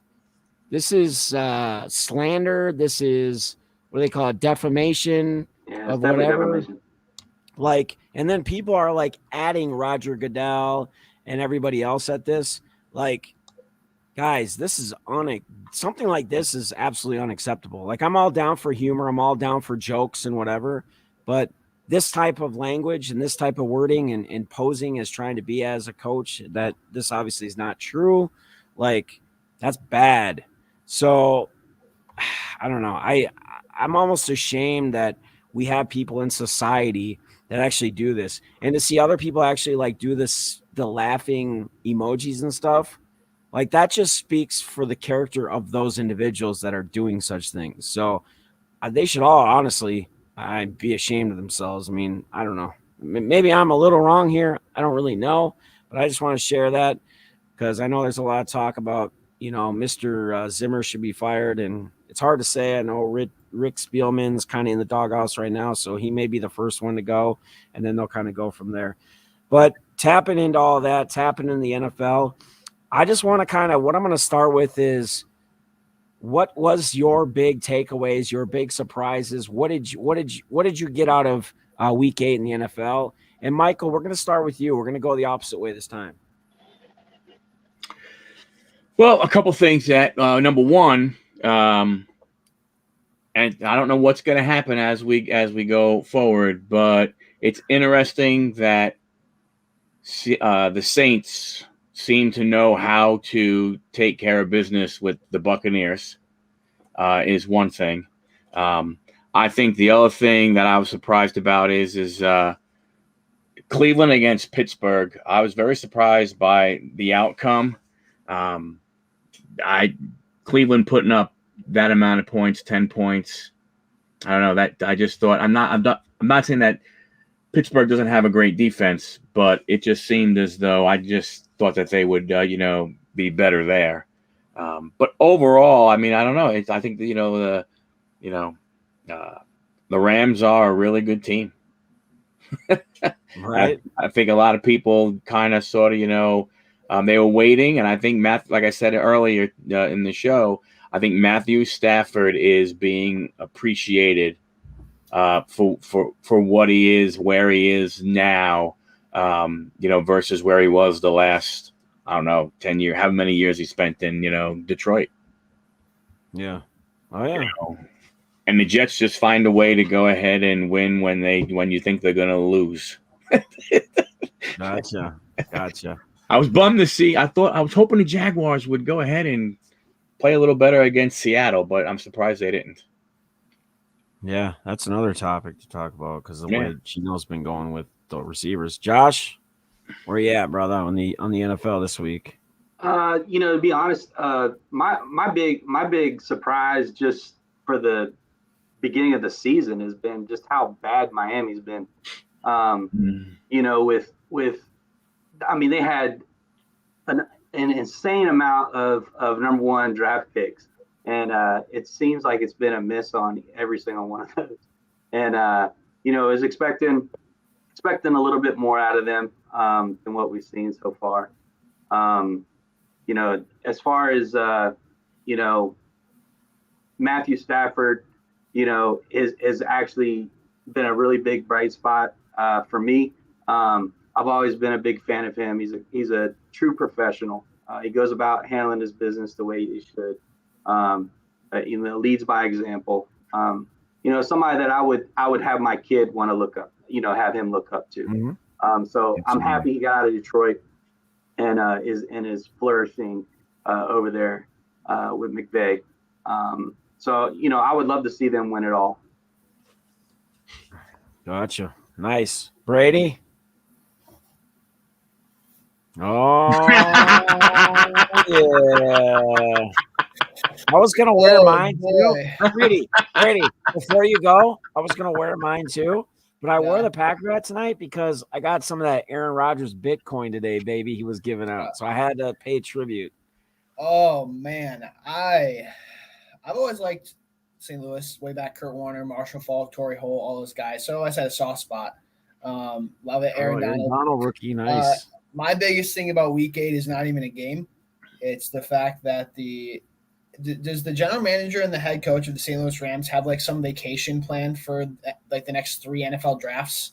They have no capital left after. Oh yeah, that's right. Von Miller. That's right. We're going after it. I mean, they think this is the year, and I think they're doing everything they can.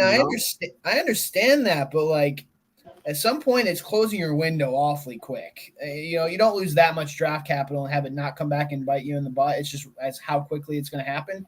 And I understand they're going all in, but hey, I'll ride it for as long as down. Brady, I think this is the double down right now. They're doing it, and they either do it this year or they don't, and then they're just back to rebuilding. You know what I mean? Yeah, I'm down to ride it as long as it's going to last. I think this is a couple weeks now. We've talked about the Rams and kind of what they've looked like, so I'm really excited about them. I don't really understand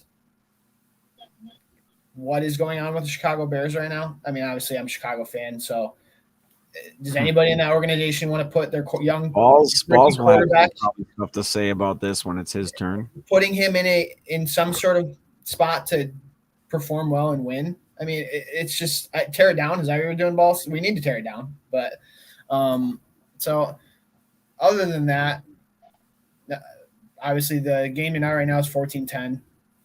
Who's up? Chiefs are up 14-10. Only Pat by Mahomes 4. Yeah, Pat Mahomes and 7-7 for how long? For quite a while, I think. Last time Mahomes and Jones each have a pick, but I'd say the biggest thing is the Rams doubling down and going all in for this year. I'm excited but skeptical because I've seen it not work for teams, and you've seen it work for teams. So we'll see. Well, just curious. Sorry about that. Is picking up Miller really doubling down? I'm just curious. Is there anything they need to do? It's what they went out and went after, like just in general this year. Like he said, they have no capital left. So, what are they going to do? Yeah, they gave up their first for Stafford for next year, and they just gave up their second and their third next year for Von Miller. So you're talking about now you can get some players in the 4th through 7th round. Right. That's a lot of capital to give up. And Von Miller's still a really good player. And I saw some messages. RSR Def is a huge Broncos guy. So he just a couple messages I saw on Twitter about some people thanking Von Miller for his time. One thing that I think is something that we talk about is that's the type of guy you want in your locker room. That's a leader, and it's another leader on that defense. And that defensive line is going to be insane. Aaron Donald, now Von Miller. You have Lloyd. Yeah, Floyd from the Bears, who decided to not ever play well for the Bears and then go over there and dominate. So we'll see. They have a quarterback now. They're building that defense, so it'll be fun to see how that team plays over the next handful of weeks. Yeah, and if I were to add anything to that, I know Brady, you said them trading draft capital. I think I saw this, but the Rams are they've had most of the picks, the most picks in rounds like 4 through 5. So while they lose those first round picks, they've done a really good job on recouping on the back end and still adding talent. And I was going to say, you mentioned, Aaron Donald. Now you put Von Miller with him. He doesn't have to be Von Miller what they needed him to be in Denver. He's the 3rd best defender on that team behind Donald, Ramsey, and then, he's in that discussion there. He doesn't have to be that guy. He just has to make a few impact plays per game. Right. I wrote down a few things. One, it was the week of the backup QB, baby.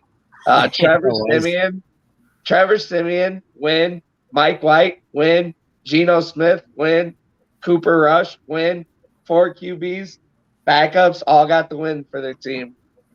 I had, when we talk about the Rams, it must be because I've been bitten so many times. I got the boogeyman on my mind. I don't know if they go to Green Bay and beat Aaron Rodgers. That guy is on another level right now, or Tampa Bay. I wish they would have traded him.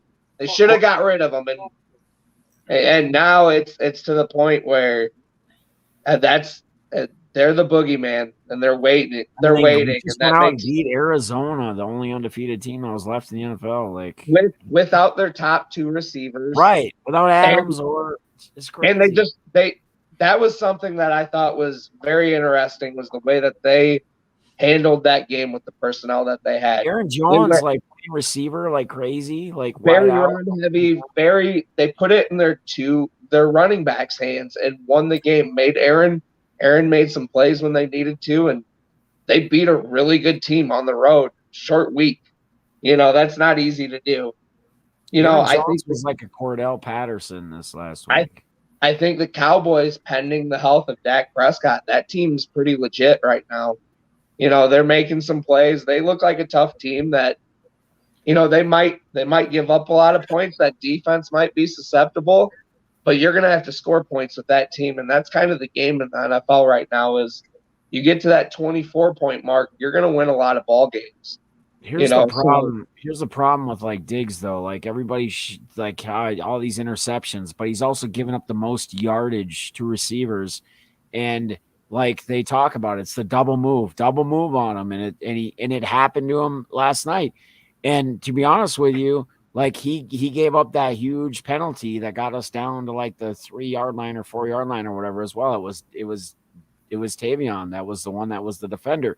Now, one thing I do want to touch on quick too, Balls, just to touch on the whole Cowboys thing. I mean, I thought they were a stronger team earlier in the season, and it's still early, but I don't know. Like even last night, like if we really look at that game, and I was there live watching that whole game, and this isn't me to try to shadow or they beat the Vikes fair and square. But if we're to look at that, if you take away that crazy, insane Amari Cooper catch that went off 2 defenders, Vikings hands, and he somehow miraculously caught, I think that's a completely different game. I think the Vikes end up getting out, winning that game by 3 points. So, and you got to have some luck along the way. I mean, it was an amazing catch. I'm not taking anything away from it, but the chances of it disappearing from 2 defenders' hands or off 1 defender's hand and another defender, and then him almost tripping and being able to do it, like an insane catch. Nothing to take away from it. But there wasn't a lot, like, I mean, the kicker, I mean, every kicker's missing field goals, but their kicker misses a field goal in the beginning of the game. Like, they're just, I don't know. Cooper Rush looked great. But then again, you know what? I think about it, and I almost wonder, I thought about this last night too. And this isn't me just being a Vikings fan. I look at this like when any team plays with someone and they bring a backup in, would this outcome really have been the same? Would Dak actually have been a better quarterback that night than Rush? Or does someone like Rush, who wants to prove something and has a little more on him, yes, Dak wants to win games. He wants to be elite. He wants to put up the stats. But sometimes that can play against you. Like, is the outcome different if Dak plays that game last night? Do we not? I mean, because Rush had his numbers wise was incredible for only really, throwing the 1 touchdown or whatever, or no, 2 touchdowns. I don't know what it was. I think he ended up with the second one. But anyway, I mean, I don't know. Just go. You can continue on. I just wanted to intertwine on that. No. I mean, you make some good points there. It does depend the situation of when you play a team. When you play a team when they're healthy. Minnesota, I'm sure, just a few weeks back where they were getting 100-yard games out of Alexander Madison. That's a different matchup than Dalvin Cook. So, it does play into that type of, who knows how Dak would have been if he played on a hurt ankle. Does he win that game? Is Minnesota able to get to him a little bit more? Balls, I think you brought up a really good point, though, earlier when you're talking about Aaron Rodgers and the Packers. Has Aaron ever had a running game in the past 5 to 6 years? I mean, he'll have a game where he gets 30 yards or something, and he does get rushing touchdowns. What do you mean? I'm talking about Green Bay. Not him, running backs. Yeah. Oh, I got you. I mean, maybe like thinking back, like James Starks has really been like a running back. I don't even know if that's too far back. The thing always was. Yeah, consistently, no, he hasn't had a top 5 back like they do now. And I think that if I'm a Packers fan, I'm excited after Thursday night because the thing is always Aaron Rodgers had to go win ball games for them. Mm-hmm. And that's an organization that was not good rushing. The defense was up and down depending on the year, but it was Aaron Rodgers going and win ball games. And that was them beating a very good Arizona team and Aaron Rodgers not having to do very much. That was Aaron Jones and A.J. Dillon and them controlling the tempo of the game and going out there and winning a game in a way that I don't think the Packers have won many games over the past 5 or 6 seasons. So if I'm a Packers fan and I'm sitting there today, I'm a lot more excited that we have a team that can go out there and win more than just Aaron throwing the ball better than the other quarterback. Right. Yeah, you talk about it both ways there. It works just the same. Other things that I had noted, Justin Fields, I felt like he took a step yesterday, had a highlight play, if you see it, on a botched 4th and 1. Yeah. Pretty miraculous. I think, I think it sounds bad. I love the Bears. If they get embarrassed by Pittsburgh on Monday Night Football, going into a bye week, Matt Nagy, you might get the hack at half. Well, I even asked Balls because I wasn't paying attention. I asked Balls, I said, because I didn't know he was out because of COVID or whatever. I said, wait a minute, did Nagy get fired? Because I'm like watching the highlights, the red zone, and I see the Fields. And I even actually sent Balls a tweet and said, or text and said, hey, Justin Fields going to be your playmaker this week? Like after he had that big run and he rushed for over 100 yards. But yeah. It's not a good indictment of Matt Nagy when he's not there and he says everything goes through him. And Bill Lazor calls Justin Fields' best game of the year. Now, I'm not saying Bill Lazor's the answer by any means, or how they would approach it would be best for Justin Fields. Right. But you've got to put something on your resume as Matt Nagy, and that does not look good. He's got to have a good performance coming up. Yep. And then the team that I have circled, they're scary right now. They're going to get better as the year goes on. That's the New England Patriots. Mac Jones, man. Mac Jones is who? Mac Jones. Did I not talk about this like right after the draft? Mac Jones is quietly making those steps that you want to see. They beat a good team this week. I still think the Chargers are in that playoff hunt. They're going to be a good team this year. They're well coached.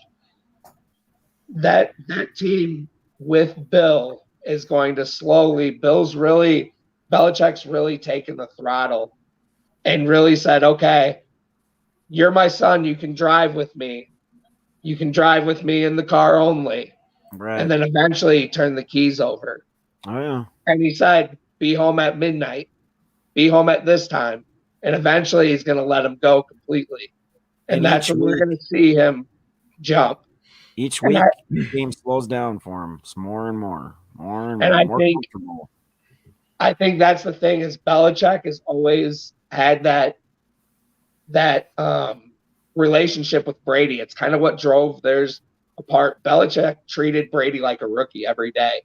Brady wanted to be treated that way, but at ground, it was like that. Belichick hasn't changed his coaching style, and he gets to do that with Mac Jones, and his coaching style seems to work. Right. So I got the Patriots circled as a team.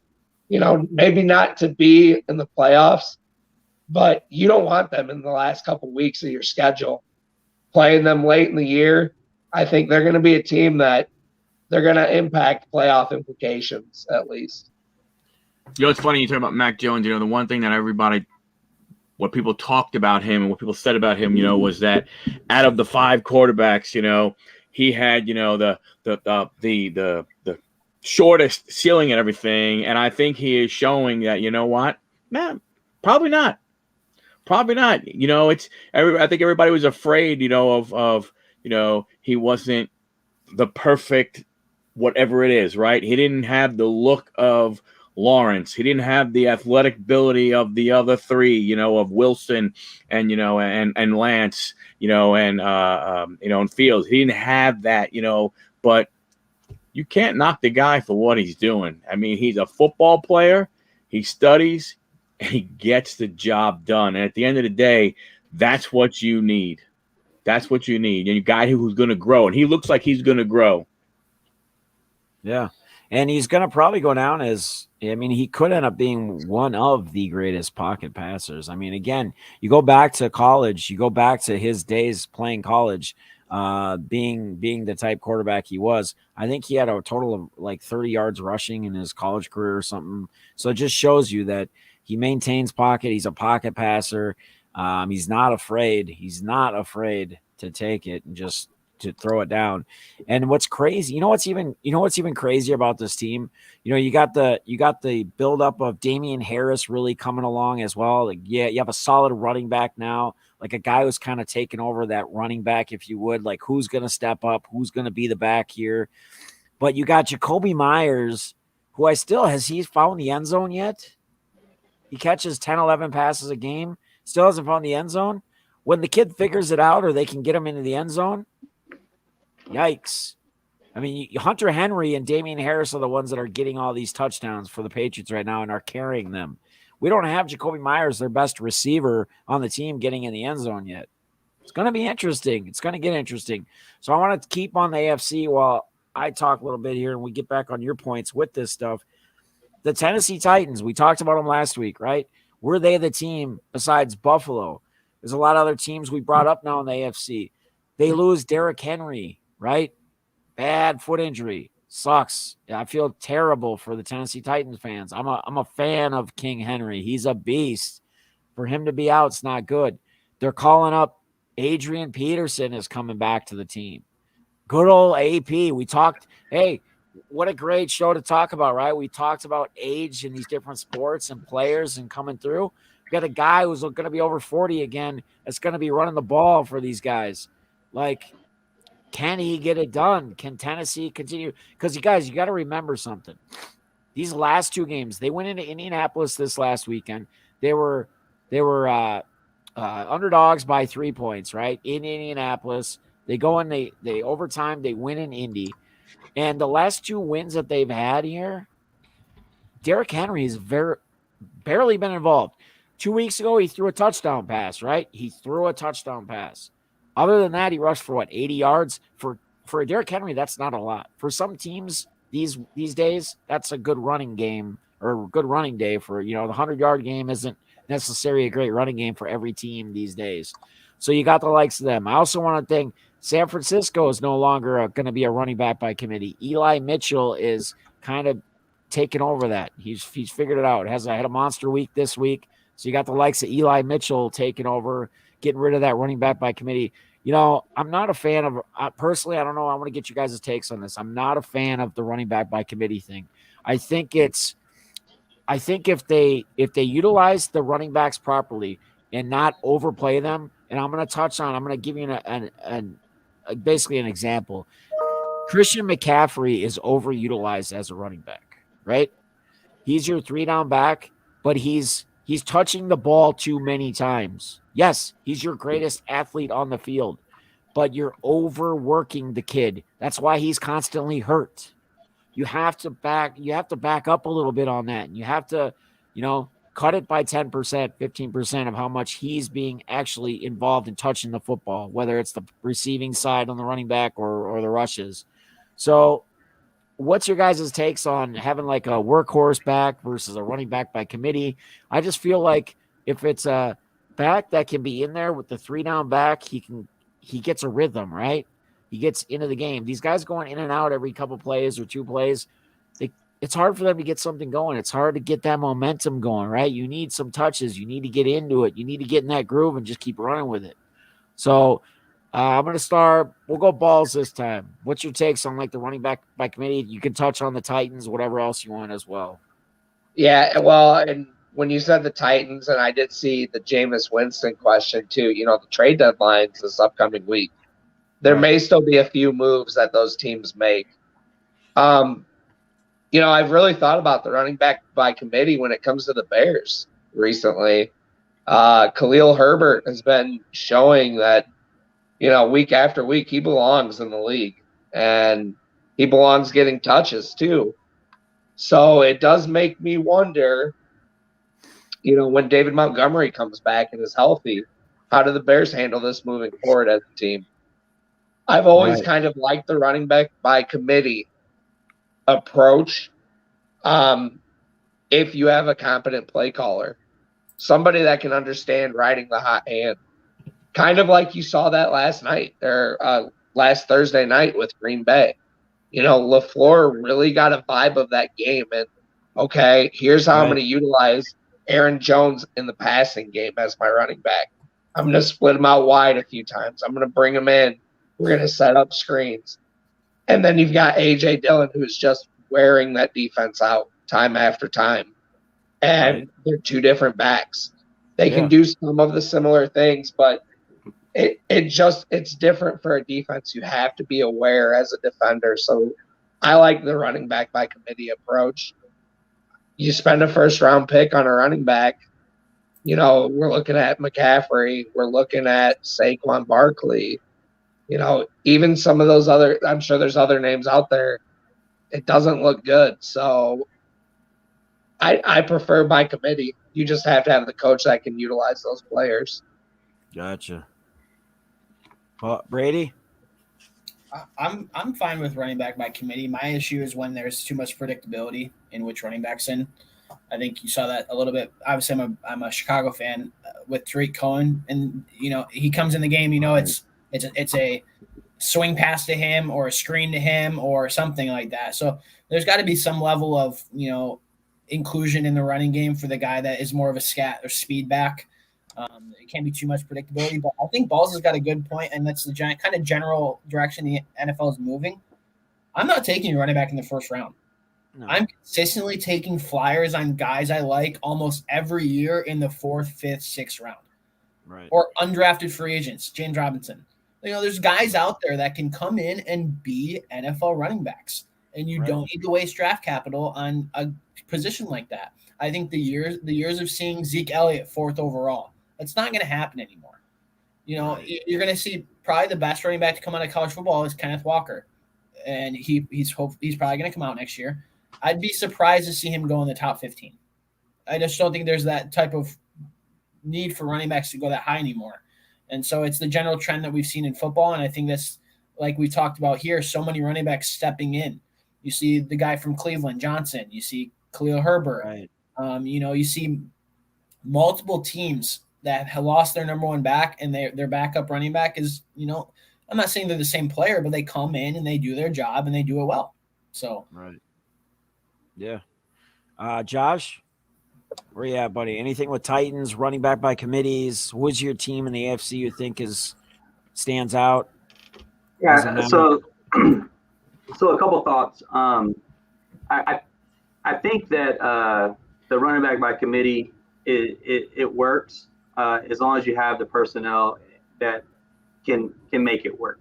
And what I mean by that goes back to the original statement and comment that you made, Jeff, with AP going to Tennessee. When he came and played with the Redskins, he was very frustrated with the amount of touches that he got, right? And exactly what you were saying, he was really a running back that needed to get in the rhythm of the game and needed to get the. Now, with that being said, looking at him going to the Titans and being as old as he is, can you think of any running back that has come back from the devastating knee injury that he came back from and performed the way he did afterwards? The guy's a machine. Like he legitimately is. I was actually at the game when that knee injury happened. Oh, and so I don't bet against him. I mean, he is old. He's got a lot of miles on those treads and a lot of hits on that body. But I do think he probably does still have a little bit in the tank that he's going to be able to help them. But I think it really is going to boil down to whether or not he can get into that rhythm like he says he likes to, and is Tennessee willing to give him those types of touches in order for him to get into that rhythm. Yeah, that's about it. All right. Michael? I don't know if I like the run back committee or if I don't. And I mean, that just from a standpoint of it is that, I think the league has changed, the Derrick Henry is the exception, to the rule.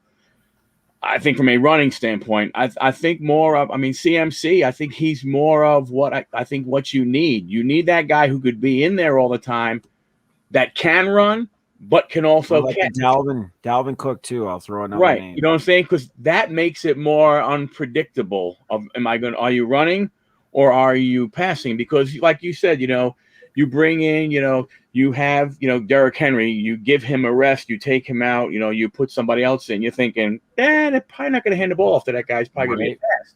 So I think it's. I don't necessarily think it's whether it's running back by committee or stuff. I think it's just looking at it from a standpoint.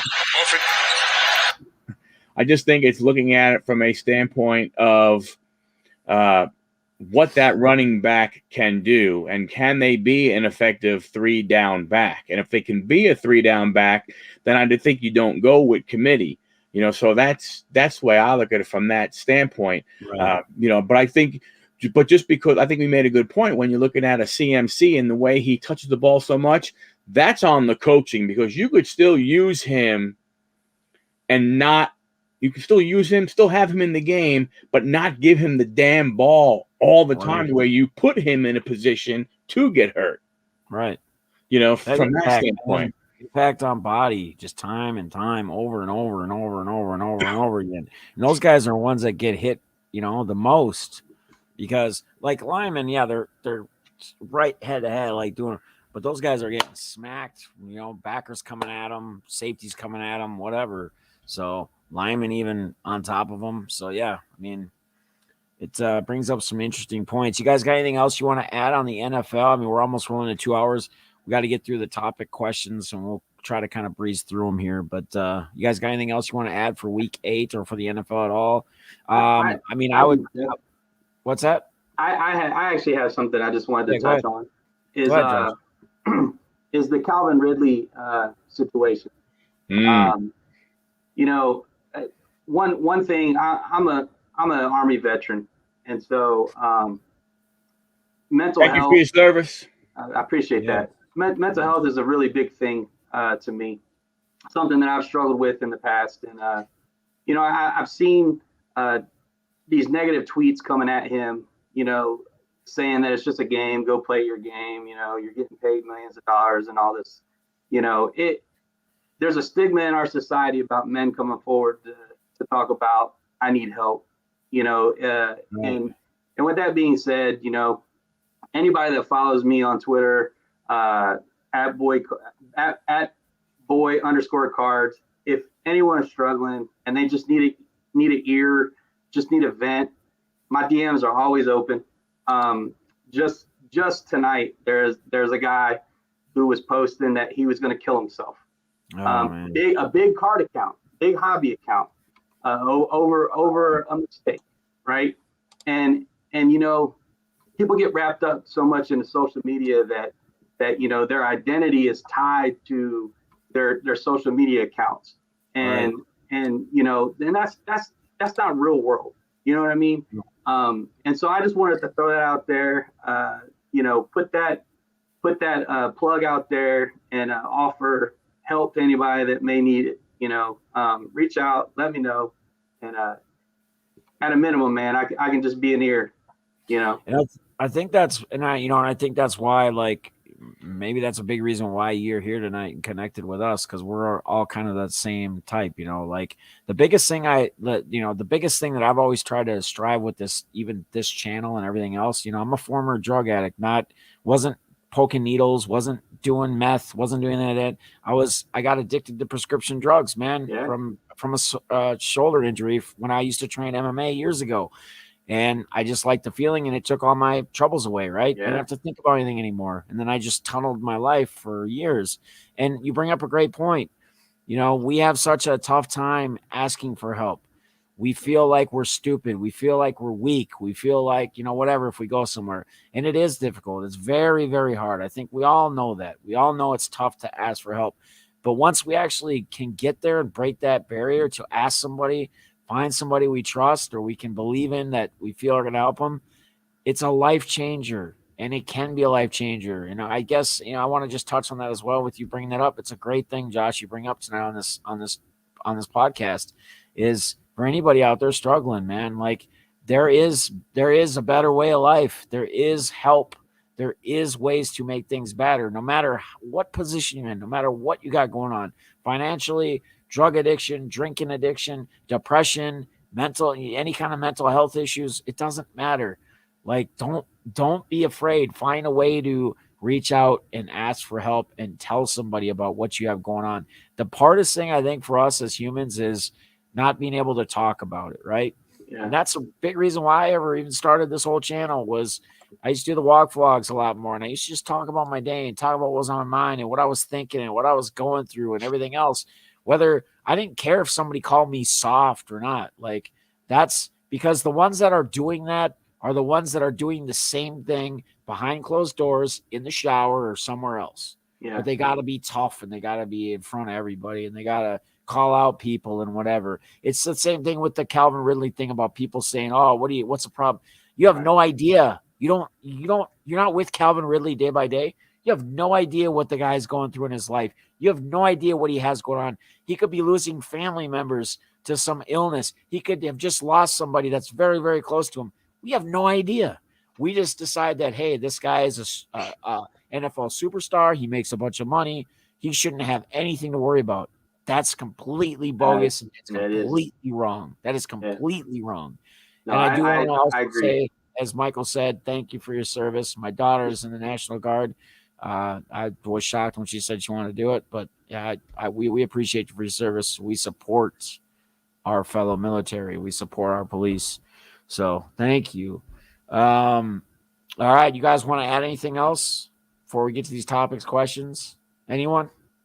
Or forever hold your peace? All right, I'm gonna run right down with them. If you guys got nothing really you want to add to it, I'll tell you which way we're going. We'll switch it up. Just say I really got enough to add, or no, I don't need to say anything. So the first one's from Jeff Airtime, good buddy of ours. Topic for discussion: will there ever be another Tom Brady? So, in your guys' opinion, do you feel there will ever be another Tom Brady? Michael, I'll start with you this time. Yes, of course there will. I mean, people want it. People want it. Maybe right now that could. Who? You know what? I don't know. I mean, and I'm, it depends. I mean, I don't need. Hey, nothing says Aaron Rodgers can't. I mean, it depends what you're talking about. If you're talking about winning world championships, if that's the only thing we're gonna put things at, if it has to be world championships, then probably not, because I don't know if you're going to see how teams will remain that dominant. We see what's going on with the Chiefs right now, right? Patrick Mahomes has just as much as an opportunity to be the next Tom Brady as anybody else. But I think, I mean, if you're talking about the longevity, the personal records, and the other kind of stuff, yeah, you will, because the game's going to keep changing, and it's going to be the game's not going back to it was, where they're going to make it, the whole injury thing and all that kind of stuff is going to just keep playing more and more and more into the game and everything. And you look, think about it. Take Tom Brady, move him back into the 70s. This dude's going to get killed. Right. Because you couldn't move. You facing, the steel curtain, those types of places, the purple people eaters, he's getting crushed. Right. So I think, yeah. There will be another person, but I guess it all depends on, like I said, if you're talking about world championships, I don't know if you can say that about anybody. It'd be the same thing, in any sport.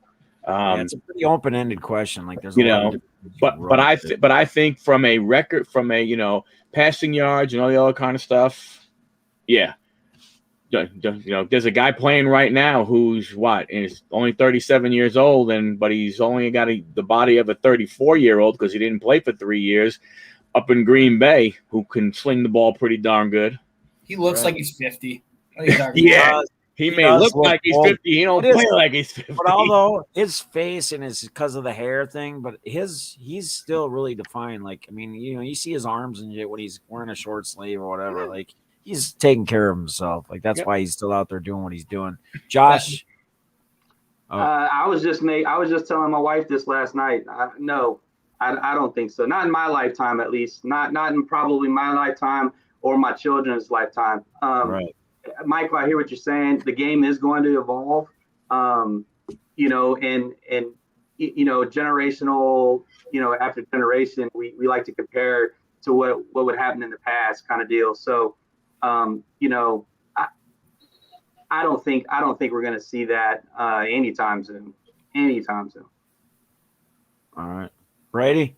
I'm going to take the question a little bit different. Yeah, I'm going to take it a little bit different direction, and I think I'm thinking more of the story and where Tom Brady got drafted versus more than anything. My answer would be no, because of how much the game has moved towards quarterbacks.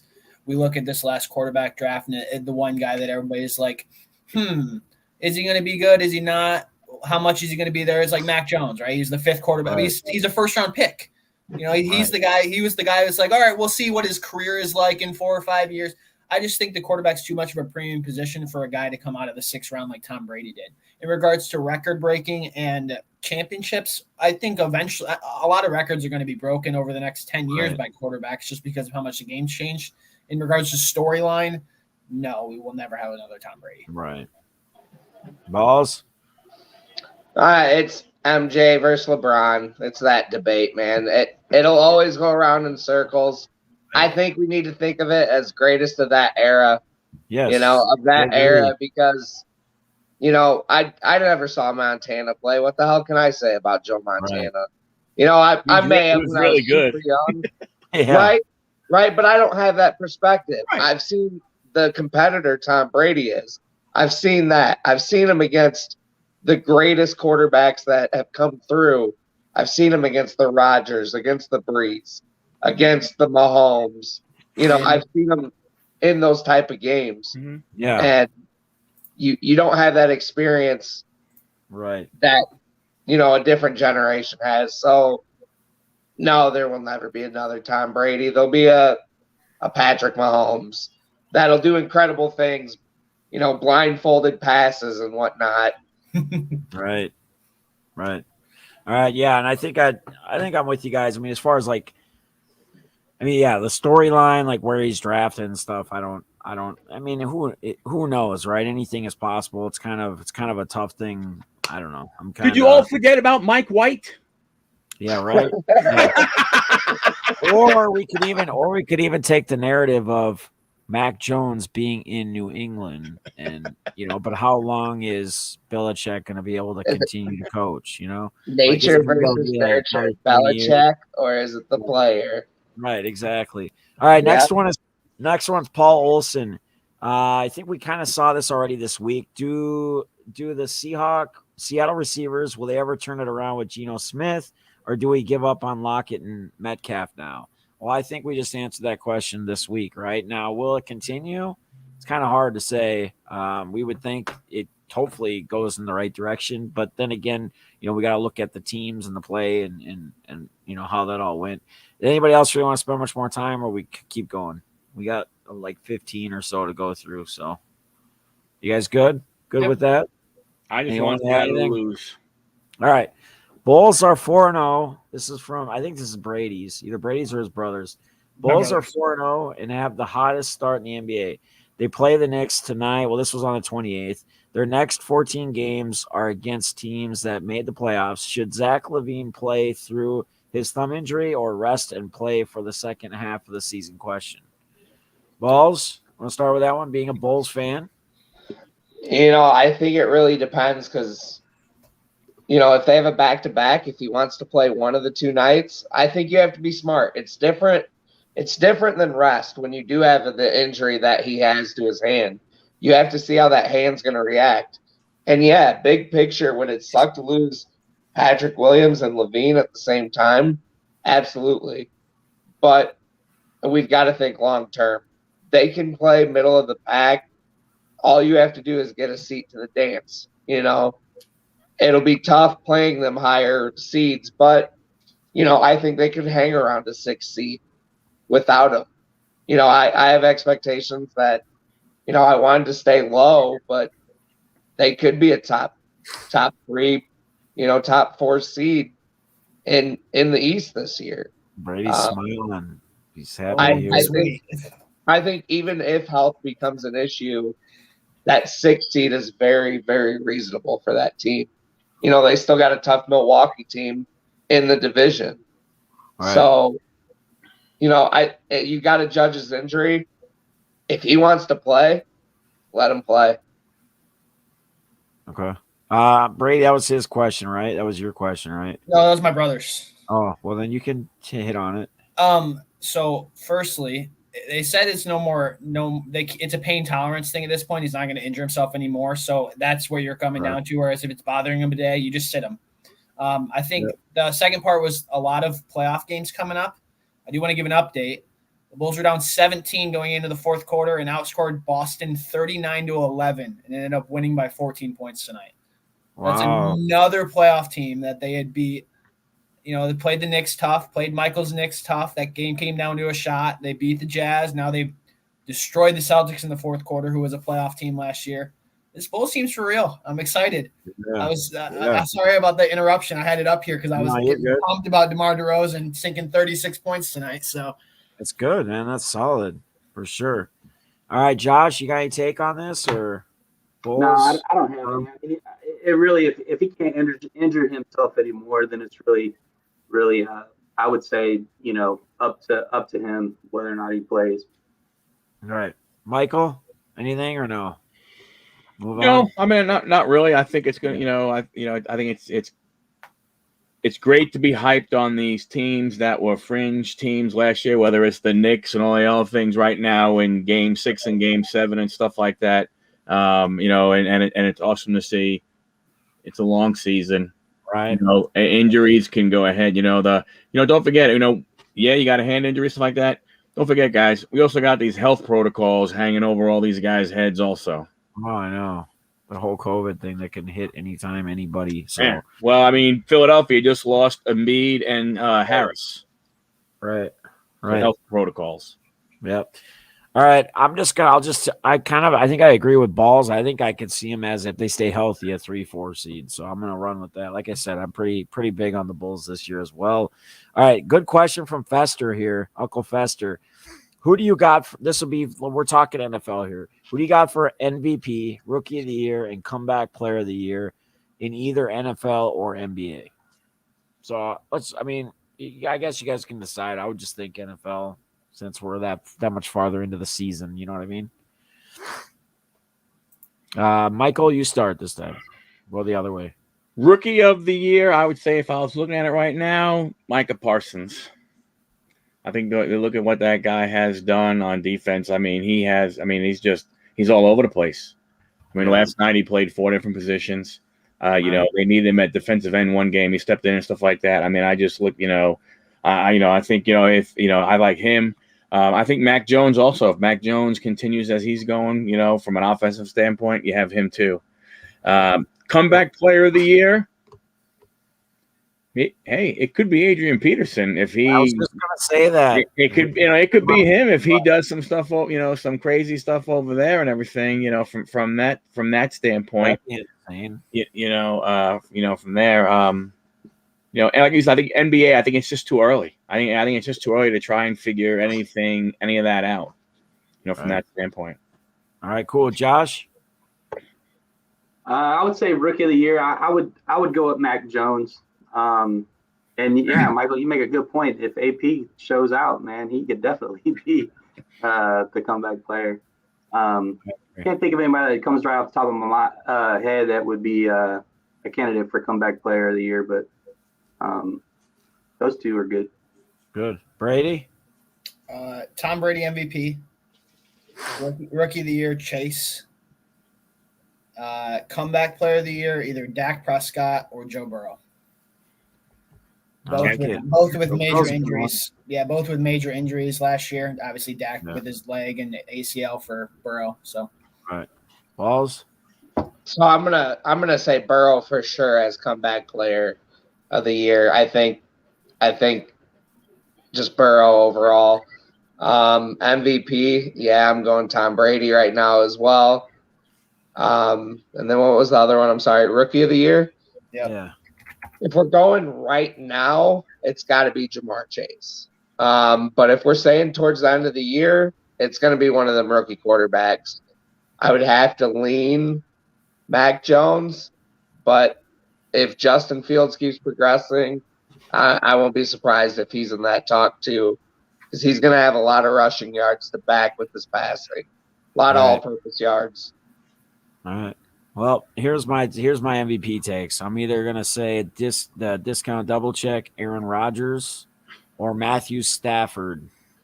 We're gonna do it this year, MVP. And my rookie of the year, I'm gonna jump on the Mac Jones train. Mac who? Mac Jones. Yep. So that's where I'm at there. Comeback player of the honestly, I'm serious. So some of you guys saying Adrian Peterson, like this could really happen. Like if he is in the shape that he typically is in with the team that he's going into and what the ability like they could have, like, and they don't even need to, they've shown what they can do pretty much with like just Derek. No, I get it. Derrick Henry's presence has been on the field these last 2 weeks. Like he's been on the field. So there's the Derrick Henry presence where you don't know, are they going to run it or not? But I think if AP lets loose a couple times, he can impose a similar, not the same, but a similar thing on what are they going to do, right? Are they running the ball this time? Or are they going to pass the ball? And they got those weapons with Julio and A.J. Brown, who's just been a monster as well. So that's where I'm at there. Our co-host, Nate, who couldn't make it tonight, does the Von Miller, we kind of touched on this a little bit with the Rams, does the Von Miller trade make the Rams the favorite in the NFC? Can the Titans still win the AFC South without Derrick Henry? So we kind of touched on the Derrick Henry thing. Von Miller, we kind of touched on.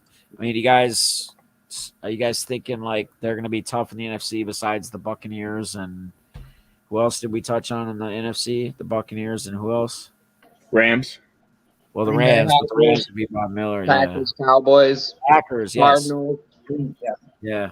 It's a tough division or conference. Right.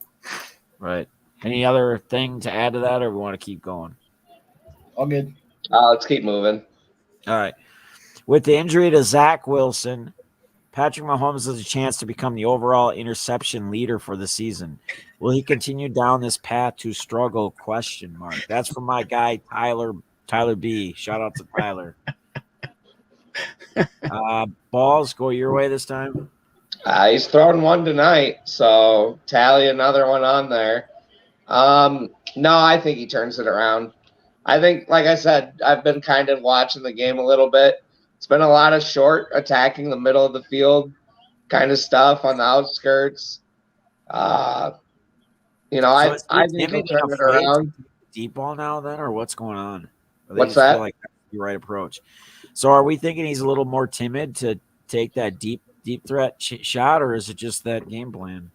I think it's just the game plan against him right now. Teams are going to just keep going to it till it runs dry, till they start. Once they start hitting a couple big plays or, going against it, then you won't have that issue. I mean, this is terrible. We're 7 minutes in the third. He's 16 for 30, 129 yards, a TD and interception. He's got a 61.7 rating. Daniel Jones, 13 for 19, 161, a TD and interception, a 90 rating. Well, the longest pass tonight for them is 17 yards for the Chiefs offense. So why? It's got to be. They have no run game. Why is he not taking a shot? Like I don't know, but Kelsey's got one catch for 3 yards. So it's not even like they're not getting anything underneath either. I don't even know what's going on. And kind of going back to, the Calvin Ridley thing, we don't know what's going on in Mahomes' head. He's been on top of the world, and he's finally struggling.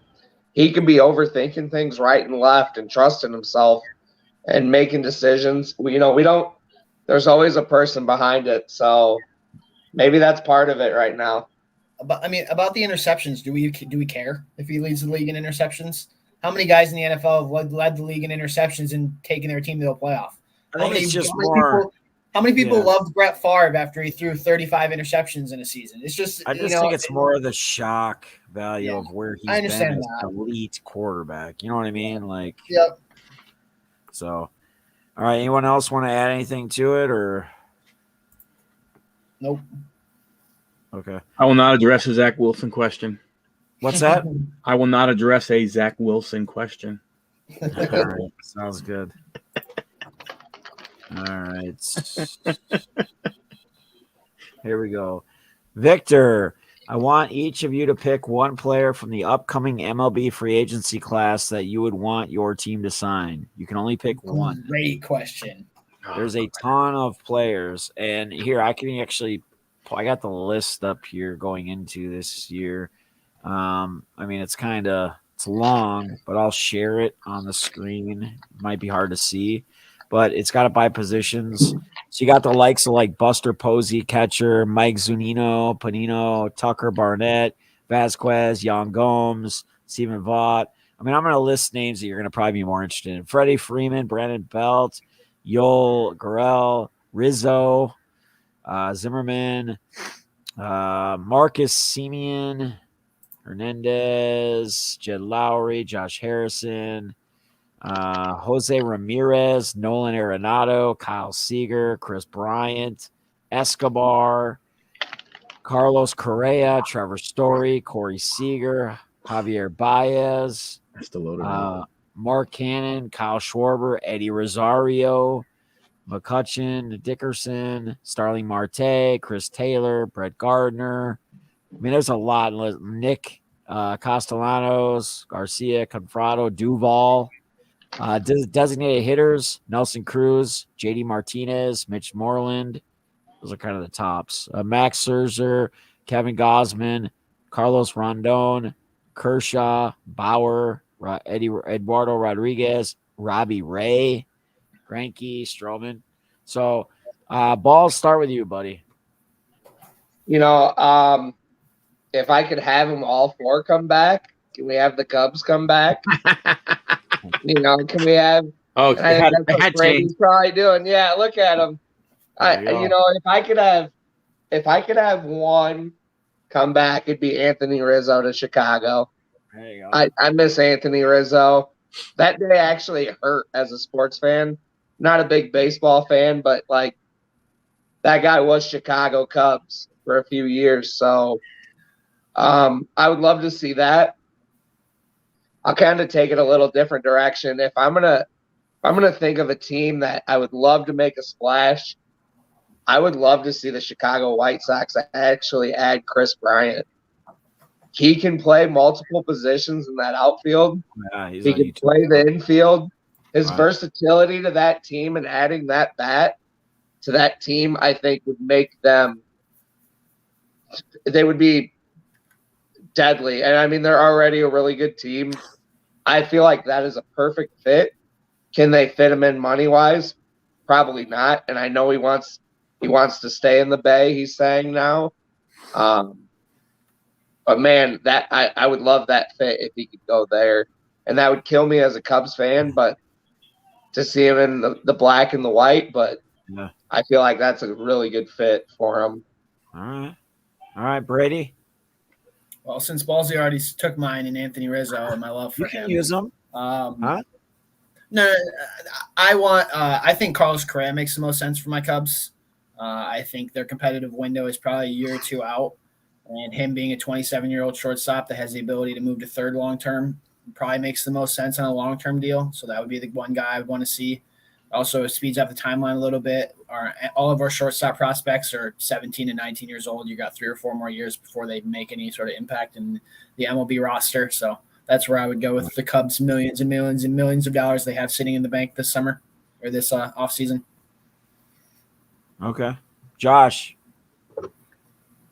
Well, my baseball fandom, much like my football fandom, is going to be up on eBay for the highest bidder because I'm an Orioles fan, and they're horrible. They're terrible. The owner is terrible. My heart says Freddie Freeman, but I wouldn't want to do that to Freddie. He's a great guy. so go back to Atlanta. But I would love to see Kevin Gosman come back. He was drafted by the Orioles. He was a great young pitcher that came up through the farm system and really developed into a good pitcher. Honestly, I wouldn't want to sign anybody with the team, like I said, because they're so horrible. So, yeah. All right, Michael. So unfortunately, I can't have one. I have to have two. And I would actually take two guys that were on the team. I would love to see the Mets bring back Marcus Stroman, and I'd like to see them keep, Javier Baez. I think those would be two very good players to have. Baez for all he can do, and I think Stroman is just. I think he's coming into his own. He's 30 years old. Coming into his own, I think you're talking about a guy who really has a great presence. I mean, the guy started 32 or 33 games this late year. He's quality. If they would have scored more runs, his record would have been a hell of a lot better than what it was. So those are the two that I would want. I don't need to go outside. I'll take some guys that that were still wearing blue and orange. All right. My guy, well, I would want to take two as well, but we can only have one. I'll just kind of throw in the second one after I say my main one. My Twins always can. We have some decent pitching, but we need some elite pitching. And the guy that I thought was probably, in my opinion, the best pitcher this year is Robbie Ray, who was in Toronto. That guy was an absolute monster. He was a beast. I mean, he helped me solidify and win some money in MLB DFS as well. So that always helps me nudge one way. But to have a pitcher like that can go in and get you 6-7 innings and get you that 10K, 12K, those games and be pretty consistent with it. Maybe giving up a run or two, man. That's what you're looking for.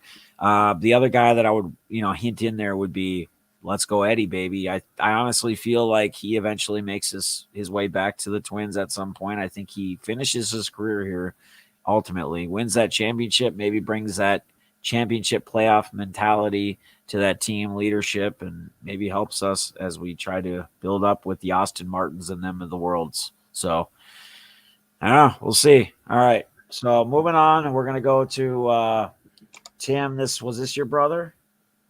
Oh, he just said you missed the real playmaker of the week. Dave Roberts screwed his Dodgers again by being clueless. So that's my dad. That's my dad. Oh, your dad? Okay, Yeah. cool. Any thoughts on Carson Wentz? Shout out to your dad. Any thoughts on Carson Wentz come up since joining the Colts? So do you guys have any, is there anything that sticks out for Carson Wentz being in Indy, being with the Colts, when he got on there with their defense and their presence, just like this week, being favored by 3, they were at home against Tennessee. What's you guys' takes on Mr. Wentz in Indianapolis? Anyone? He is as advertised, mediocre. Yeah. I don't know. Yeah. I mean, that's it. I don't think he's any different. Yeah, there's a reason he got shipped out of Philly, and there's a reason that they're not a great football team at 35. So yeah, kind of threw a comical pick yesterday. What's that? He threw a comical pick yesterday too. Yeah. That left-handed throw.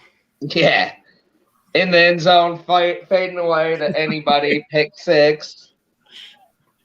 All right. Eric says, how are we feeling about the way Mahomes is playing? I think we've kind of talked about Mahomes enough. I mean, we don't really know what's going on with him. Obviously, the defense is a factor. No matter how much you say, well, he's a quarterback, he's on the opposite side. Well, the defense plays that huge factor there. Anyone want to add anything or want to move on? I think we touched on Mahomes quite a bit already today. Did he just throw another interception? Did he? I don't know. They were cutting to a commercial, and it was the Giants looked like a linebacker. Kelsey fumbled. Oh, okay. But hey, we talked about it last week. Their turnover ratio is horrid. So right. All right. Great show last night. Looking forward to next week's. Okay. Oh, he just said talk about NASCAR. Yeah, you didn't talk. Well, we did this week. So, all right. This is Balls' question. That was from Jim after the last one. Best NBA season long bets, MVP, over-unders for wins. We kind of already touched on the NBA. I think a lot of us were Bulls, or Warriors, etc. So, who is your sleeper for this year's NBA draft? That's a good question. That was from Huddle. Huddle said, great show. Who's the sleeper from the draft? So who would be your guys' sleeper right now? Mine personally, I think right now would be Josh Giddey for Oklahoma Thunder. He's been playing lights out. Or Duarte for Indianapolis. My thought was Duarte from Indianapolis. But, I mean, it's funny. After I asked the question and I started looking, and it's funny, the 2 names that you just mentioned, the 2 names that I thought of first, but then I'm thinking one was the 6th pick, one was the 13th pick. Not sure they're sleepers. I mean, so I mean, but Duarte was more of one because I just didn't realize that he was as good as he was. All right. Anyone else? I got a name for you. And I'm a little biased because I'm a Michigan Wolverines fan, but Franz Wagner has been playing very well for the Magic. He's 14 points a game, shooting 53% from the floor, 44% from 3.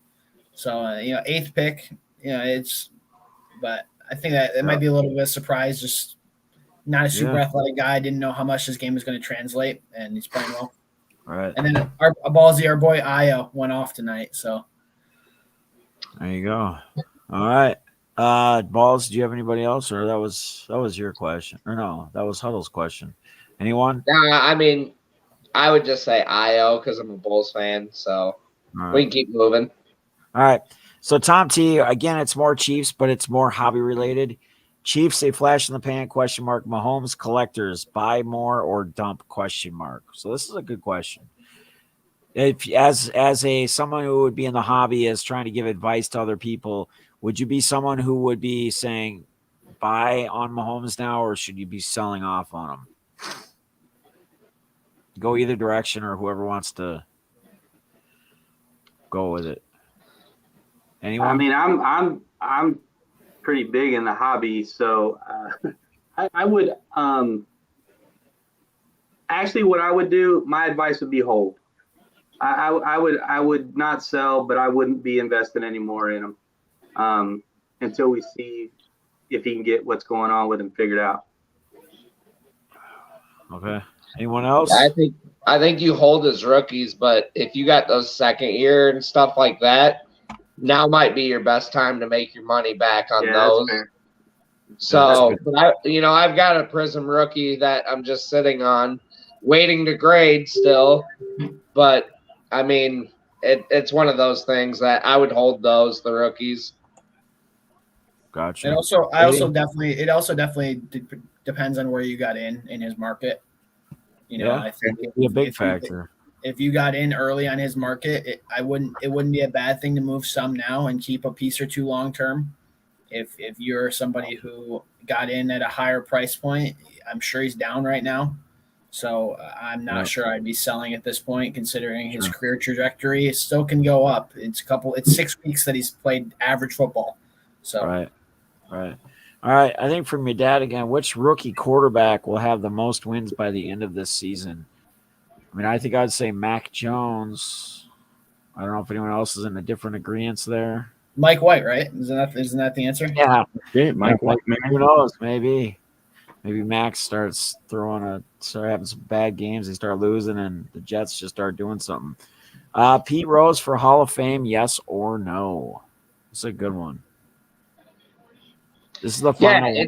It's so hypocritical of baseball right now to be promoting gambling during the World Series, but hold him out. So, yes, put him in. Quit being old, grumpy white men about it. Just put him in the Hall of Fame.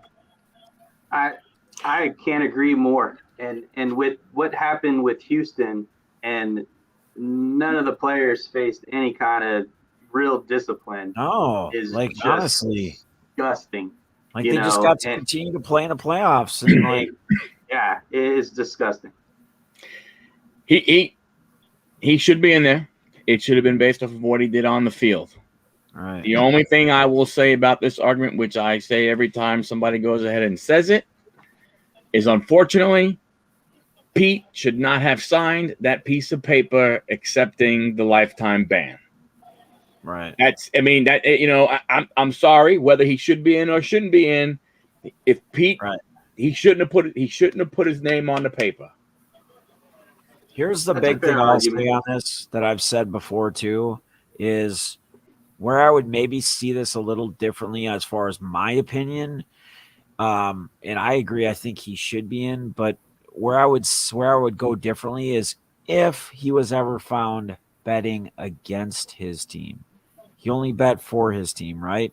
Because again, as when he was coaching, I said this, I think last week, or whatever, we touched on this at the end. He, as a coach, you can set, so he could sit guys, right? He could swap guys out. He could swap batters out and have a freaking DH guy or switch the guys around so that they do lose, right? If they're losing the game, it's at the end or whatever. I mean, they have ways to somewhat control that as far as them losing, right? Now, winning and losing, it's harder to do. So if you're going to bet on yourself winning, I mean, you can't guarantee yourself a win. There's no way to guarantee yourself a win. But I think there's ways that you could, as the game's going, definitely plan it out and switch guys that can't do shit. Yeah. I mean, anybody can hit a home run or whatever, right? Get up to plate. Right. But the chances of that happening are so much less when you go from a guy that's batting 3 or 330 and you put a guy that's batting 185. I mean, the thing that bothers me the most about the argument for Pete Rose is baseball's dirty little secret is it's been full of cheaters since the inception of the sport. True. Right? it's been constant things that have been either publicly known, like the Black Sox. It's been publicly known, like Pete Rose. It's been publicly known, like the Houston Astros, or the steroid era. That's 5 things that we all know about. There's a lot of things that also happen and have happened in Major League Baseball that are not very well known in regards to cheating and scandals. And you saw the sticky stuff come out, and it's a lot of these things that was just the unwritten stuff that was never talked about in baseball. So the kind of, I think Balsley said with all these old white guys, it's almost a preservation of the integrity of the sport of baseball that has had not very much integrity since it started. That's a great point. The hypocrisy of that is kind of disappointing on my end. I personally think he's going to be in the Hall. The question is going to be, will he be in while he's alive or posthumously or after he's passed away? And I think it'd be very disappointing if it's after he passes away. I think that would be disgraceful for MLB to do that. Honestly, I think that's probably what's going to happen. You'll see that whatever that alternate committee is that can elect people to the Baseball Hall of Fame, that's how he's going to get in, is the only way it'll happen, which I think would be a disgrace for him not to be elected during his lifetime. But the hypocrisy in that whole argument is just insane to me. That could also – Brady, you bring up a good point with that whole thing, like after he passes. That could also be a loophole to them with him signing that band, like being a loophole of, okay, well, he's not alive. He was inducted while he wasn't here. Yep. So, yeah, you make a great point there. I mean, that's how he'll get in. Yep. I think it's a bad idea for the MLB to do that. If they're waiting for him to pass away, there's going to be so much backlash that comes down on them. I agree, but I see it as like them trying to pose it or do something. Hey, they'll let you know when the over hits tomorrow night when the game's being played.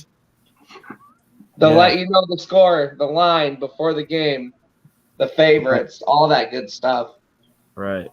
Well, you don't think they're making tons of money on that stuff right now? They have so many partnerships and all these states that are going to be legalizing gambling going forward. The MLB. Chicago Cubs are putting in a sports book in front of Wrigley Field next season or 2 seasons from now. They're making money off gambling directly in front of a stadium, but yet they care that Pete Rose bet for his team back in the 70s and 80s. Why are we talking about this? Well, remember what we said before about trying to compare the greatest? Same thing.